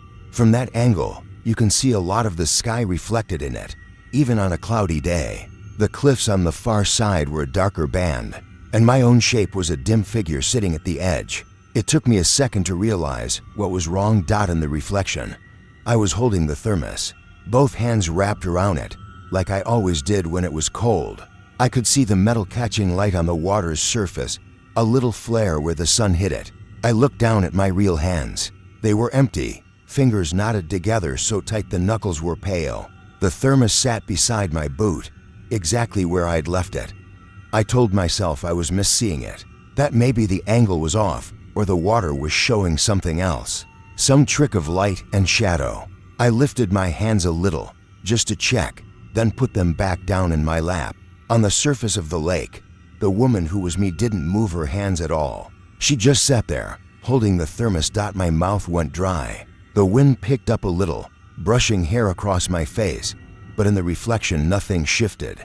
My double's hair stayed smooth, her shoulders still. I don't know how long I watched. Time got strange for a bit. A crow called out somewhere behind me, sharp and sudden, and I flinched. The sound bounced off the water, but the woman in the reflection didn't react. Very slowly, I reached out with one hand and nudged the real thermos with my fingers. It rocked a little, then settled with a small, familiar clink against the bench. In the reflection, her hands tightened around it, just a little, enough to make a tiny ripple in the mirrored light. That was when something in my chest gave up on explanations, not in a dramatic way. More like when you've been insisting you're not sick for days and finally admit you need to lie down. "Okay," I said quietly. "Okay." My voice sounded normal, boring even. I stood up. My legs felt steady, which surprised me. I didn't touch the thermos. On the way back down, I kept waiting to feel some huge rush of fear, or a panic attack, or whatever they call it. It didn't come. There was just this thin, cold line running through me, like a draft you can't find the source of. Back in my room, the first thing I did was look at the table. The thermos was still there, exactly where I'd left it, right down to the tiny smear of fingerprint near the cap. The photo on my phone matched it perfectly. I picked it up. It was room temperature. I didn't tell my therapist about that part.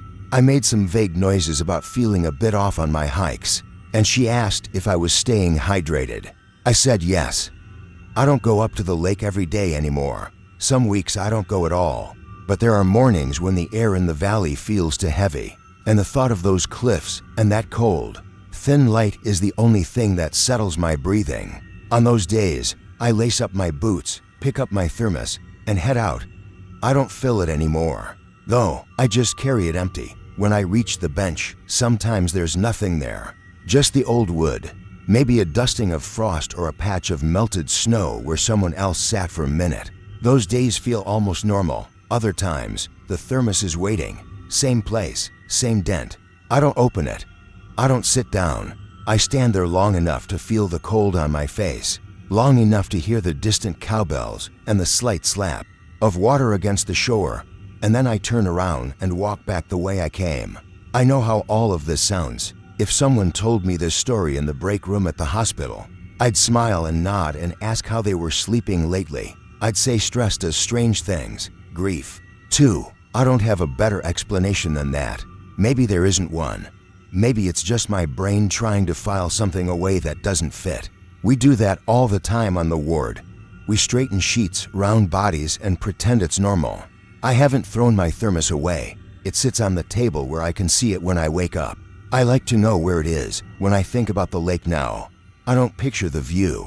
I picture that moment on the bench, watching my own reflection hold something that wasn't in my hands. I still can't tell you which version of me put it there first. My name is Ola, and I'm from Värmland, Sweden. I turned 47 this winter. It feels strange to say that out loud. Most days I don't feel that old, at least not in my head. My knees disagree sometimes, but that's what you get for hauling lumber and going up and down ladders for 30 years. I work as a carpenter, mostly small jobs now, fixing porches, replacing doors, putting in shelves for people who don't own a level. It's enough to pay the bills and keep my hands busy. I moved out to this farmhouse last autumn after a pretty rough spell. I'd been dealing with insomnia for almost a year, not just a few late nights full on, wide awake at 3 in the morning, counting the lines in the ceiling. I tried pills, tea, podcasts where somebody talks about trains for an hour in a soft voice. None of it really stuck. My doctor said a quieter place might help. Less noise, fewer screens, more routine. So when this old place outside the village went up for sale, I went to look at it. It sits on a kind of rise, surrounded by fields and a strip of forest. The barn is leaning slightly, like it's listening in. In winter, the snow comes up high against the red-painted walls, and the wind wraps around the corners with a low, steady sound. On clear nights, you can see more stars than feels normal. The nearest main road is far enough away that most of the time, you just hear yourself, the stove, and sometimes a distant dog barking. People talk about quiet like it's nothing, but it has weight to it out here. I live alone. I was married for a long time, and I still talk to my ex-wife, but it's different now. Our daughter is 16. She lives with her mother in Karlstad and comes out on some weekends, when the weather isn't too awful and the bus actually runs. I've got a small room fixed up for her under the eaves with a desk and a slanted window. She says the house is cozy in that careful way teenagers have when they're trying not to sound mean. She complains that the cell service sucks and then spends half the visit taking pictures of the snow. The farmhouse itself is, well, it's old. The kind of old where the floors have a memory of everyone who ever walked on them. The kitchen leans one way, the hallway leans another. And if you drop a ball in the living room, it's not easy to guess which direction it'll roll. The paint is cracking in places, the windows need sealing, and every door has its own little trick if you want it to close properly. I like that mostly. An old house gives you work to do. It's something to push against. The seller sold me on it though. The entrance is off the hallway, a door with a stiff latch and a draft under it. The stairs go down along the outer wall, shallow and uneven concrete steps. And at the bottom there's a low ceiling with thick beams that someone shorter than me must have installed. The walls are stone, still holding a bit of cold even in late summer. When you pull the chain for the bare bulb, it comes on with a soft buzz and a tired yellow light. It's not fancy, but I saw right away that I could set up a workbench down there, store wood, maybe even get back to some personal projects. My nearest neighbor is a man named Leonard. He lives a couple of kilometers down the road, closer to the forest line, in a house that looks like its twin. He must be in his 60s, gray hair, hands like knots. The first time he came by, he brought a bag of frozen elk meat and a bottle of something strong enough to clean an engine. He said his parents used to own my farmhouse. We stood in the kitchen, and he looked around like he was checking up on an old friend. "The walls remember," he said, patting the doorframe. "This house keeps memories." He said it in a casual way, like he was talking about insulation. I laughed and said that was good, because my memory wasn't what it used to be. He smiled, but he didn't say I was joking or anything. He just nodded like, "Yeah, that's how it is." The first weeks, I slipped into a routine. I'd get up around 7, even if I hadn't slept more than a few hours. Coffee first strong, black. Then I'd check the stove, carry in wood from the shed, and make sure nothing had frozen that shouldn't. Some days I went out for jobs. Other days I stayed home and worked on the house. When the light faded, which it does early up here in winter, I'd cook something simple, maybe call my daughter, and try to go to bed at a normal time. My doctor said that was important. Even if you can't sleep, you lie there and teach your body when night is, right from the start. The cellar steps bothered me. They were worn in the middle and slick when my boots were wet. The railing was too low and wobbled when you leaned on it. I told myself I'd fix them as soon as I settled in. But you know how it goes, other jobs felt more urgent. The kitchen window, the bathroom tap, ceiling drafts. I kept going up and down those steps with armfuls of wood, telling myself I'd be careful. One afternoon in January, I nearly went all the way down on my back. My boots were packed with powdery snow that melted the second I hit the warmer air below. My foot slid, and I caught myself on the wall so hard my shoulder hurt for 2 days. After I got my breath back, I just stood there and stared at the steps. That was it. No more excuses. They needed new treads. The next morning I carried down boards, a clamp light, and a box of tools. The air in the cellar had that damp stone smell, mixed with a trace of pine smoke from the stove upstairs. When I stomped my boots, the snow scattered off in little white fragments and softened into wet patches on the concrete. I set the clamp light on the beam, angled it at the stairs, and laid my tools out on the old bench: drill, hammer, tape measure, pencil, screws, level, crowbar. It wasn't neat, but I knew where everything was. It was the kind of work I like. Straightforward, physical, enough thinking to keep your brain focused, but not enough to tie it in knots. Measure, cut, test, adjust, repeat. The saw groaned a little on the thicker parts of the wood, and the smell of fresh sawdust cut through the cellar's dampness. Every time I turned the saw off, I listened to the silence settle back, the faint drip of melting ice, the creak of the house when the wind shook it, the muffled tick of the clock upstairs stepping through the day. At some point I went up to refill my coffee mug and warm my fingers over the stove. I got distracted by a text from my daughter, then by the kettle, then by a draft I felt under the back door. I put a towel there and stood for a minute, just breathing in the smell of pine smoke and wet wool. When I headed back down, the house felt almost too quiet, like it was holding its breath. I opened the cellar door and pulled the chain for the bulb. The light flickered once, then stayed on. My tools were not where I'd left them. They weren't missing. They were ranged. The drill sat smack in the center of the bench, lined up with the edge. To its right, the tape measure, perfectly parallel. To the left, the square. The hammer hung on a nail above, head tilted just so. The screws had been sorted into 3 small piles, all the same size. My pencil lay at a right angle to the tape measure, point sharp and clean and fine. I stood on the last step, one hand on the railing, the other round my mug, Steam rose into the cold air. For a second, my brain just refused to process what I was seeing. Then it grabbed the closest explanation. "Yeah, okay," I muttered. "Sure, I did this." I told myself I must have moved everything before going upstairs. Maybe I'd decided to be organized for once. People do that, right? You get a rush of motivation and line everything up like some magazine picture. I could just have been on autopilot and not remembered. I'd been tired. My sleep was still weird. There were gaps, little moments missing. It wasn't a big thing. Tools get moved. People forget stuff. I put the drill back where I thought it belonged, shuffled the other things around a bit, and got on with the steps. Over the next week, I worked down there most days. The weather went in and out of heavy snow and that bitter, clear cold where the sky looks like glass. Each time I came back to the cellar after being upstairs, the tools were neater. One time, the drill bits were sorted by size in a perfectly straight line. Another time, the clamps were hanging on the side of the bench, largest to smallest. Their jaws all turned the same way. The tape measure sat exactly in the middle of the bench. The hook end hanging just over the edge like it was ready to be grabbed. The pencil was always sharpened to a perfect point. Even when I knew I'd worn it flat the day before. It wasn't just neat. It was familiar. My father kept his tools like that. I didn't think about him a lot, not in words, but the memory sat there like a shape under a cloth. When I was a kid, he'd let me stay in the workshop as long as I didn't touch anything without asking. At the end of the day, he'd clean and put everything back. Same order every time. You could blindfold him and he'd still know where the 10mm wrench was. I used to roll my eyes when he said, "If you respect your tools, they'll respect you." I never kept my own bench that tidy. I always felt like I was faking it when I tried. But standing in my cellar, I could see his pattern, clear as if he'd laid it out himself.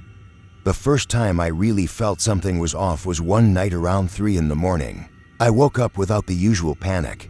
No racing heart, no dry mouth. I just came up out of sleep, like surfacing. The bedroom was dark, except for a thin stripe of light from the street lamp filtering between the curtains. The house was quiet. No car sounds, no plow, nothing. I listened and heard what I always hear now: stove ticking faintly, wind rubbing against the siding, something soft moving in the eaves like a mouse. Then I heard a different sound, a small, regular one, from below. A scrape, then a tap, pause, scrape, tap. It wasn't loud. If anything, it was too gentle, like whoever was making it was trying not to disturb anyone. It had a rhythm, the kind that comes with practice. I lay there and counted between the noises. For heartbeats, 6. Back to 4. My first thought was pipes. Old pipes sound like just about anything if you let them. My second thought was the stove expanding. Houses talk in winter. They sigh, they pop, they shift. You can hear a thaw coming sometimes, just in the way the beams complain. That's all it was, I told myself. Just the house moving. I didn't go down to check. That still bothers me.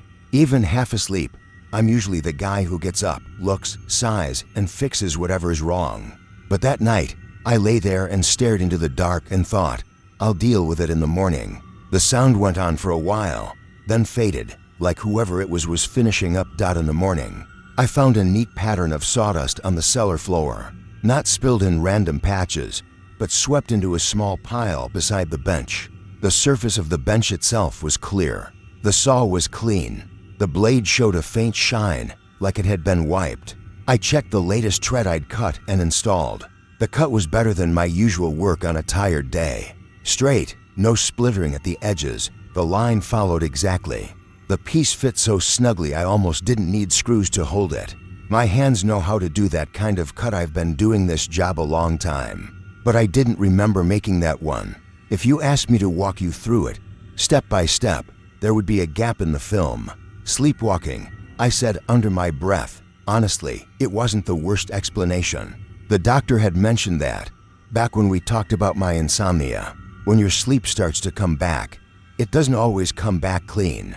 People move around, sit up, do things they don't recall. He told me stories about patients who rearranged their kitchens at night. I brushed it off at the time, because I couldn't imagine existing in that space between awake and asleep. Now I wasn't so sure. I thought about setting up alarms on the doors, or leaving something in my path I'd trip over if I got up in the night. I didn't, though. For all my talking, I'm not big on the dramatic gesture. And there was another small, stupid reason. I didn't really want to catch myself doing it. There was something almost respectful in the way the tools were arranged. It didn't feel like vandalism. It felt like someone cleaning up after me. A few days later, Lennart stopped by again. The sky was a solid gray lid, and the air felt heavy, full of more snow. He stomped his boots off on the porch, and I brought him in for coffee. He stood near the stove, rubbing his hands, and glanced toward the hallway. "You've been busy," he said. "I can feel it from the door." "Cellar steps," I said. "Been fixing them up."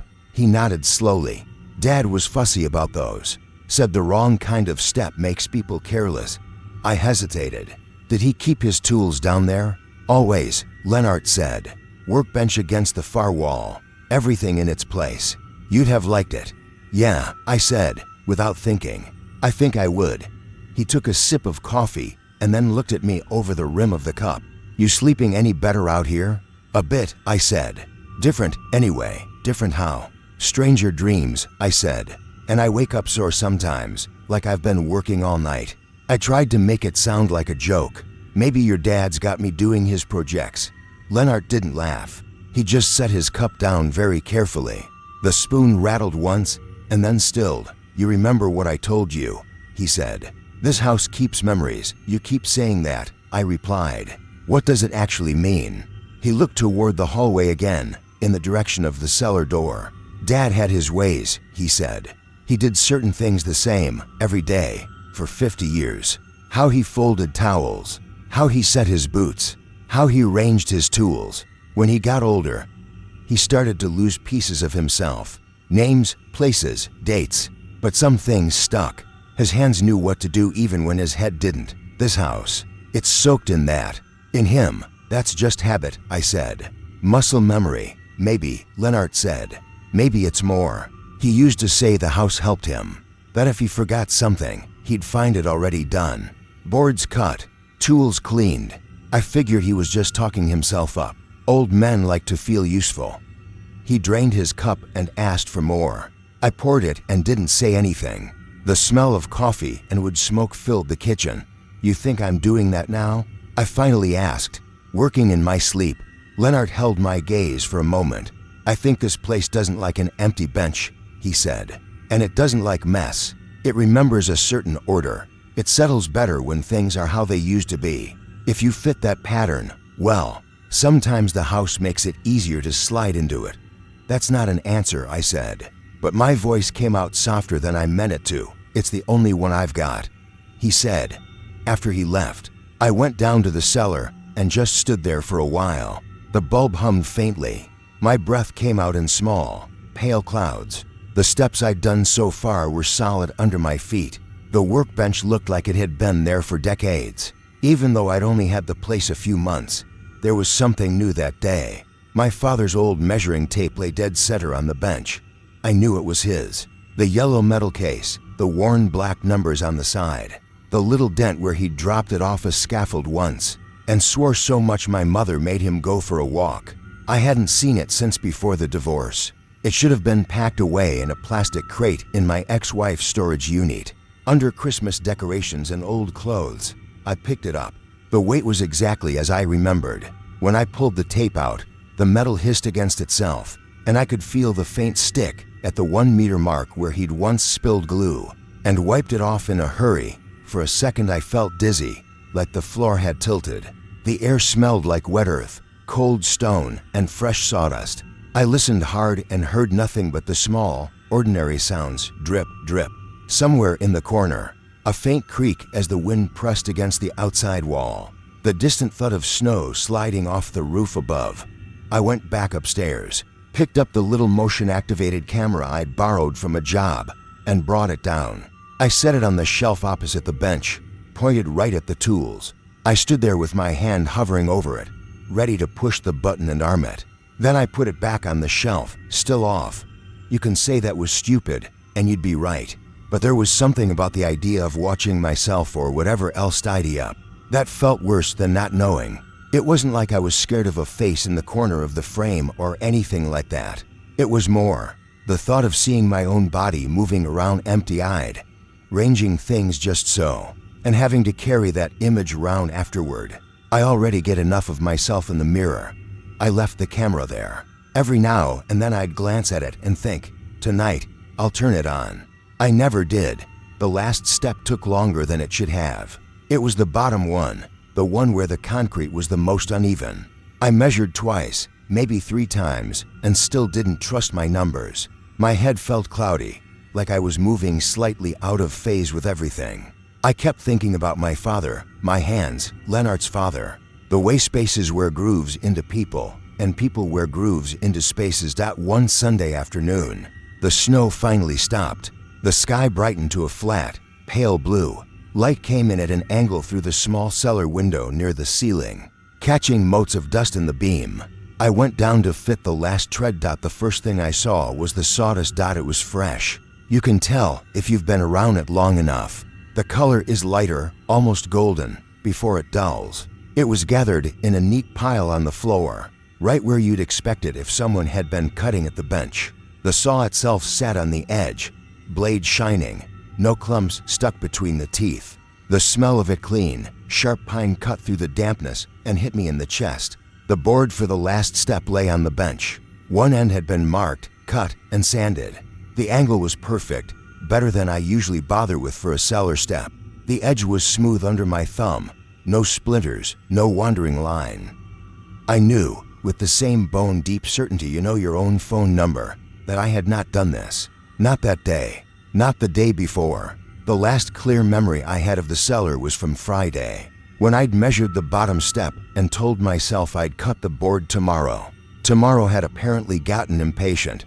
The tape measure was right where it always used to be in my father's shop, not in the middle after all, but slightly off to the right, angled toward the edge, hook hanging just a little. The pencil lay beside it. The chisels were arranged by width, their blades oiled and facing the same direction. This wasn't my system. It was his. I stood there, one hand on the back of the bench to steady myself. My own breath sounded loud in my ears. The bulb above hummed on and off. Just a tiny fluctuation in the current you wouldn't notice anywhere else. It made the shadows shift a little whenever it dimmed. There was no one else in the room. No footprints in the thin film of dust near the walls except my own. No extra coat on the hook. No second pair of gloves. Just the work done well. A long time ago, when I was maybe 12. I remember standing in my father's workshop late in the evening. He was finishing a piece of molding for a staircase, holding it up, sighting along it. His hands blackened at the knuckles with ground and dirt. The radio was murmuring some talk show. He didn't see me at first. He was humming quietly, some song he'd listened to so often that it had worn down into a kind of wordless tune. He looked calm, tired, but settled, like every part of him was where it was supposed to be. That picture came back to me there in the cellar so sharply it almost hurt. For a second, it felt like if I turned my head fast enough, I'd catch him standing just out of sight, wiping his hands on a rag. I didn't, of course. There was just the bench, and the board, and me. This is the part where I'm supposed to tell you I heard a voice, or felt a hand on my shoulder, or saw something in the corner. But I didn't. Nothing like that happened.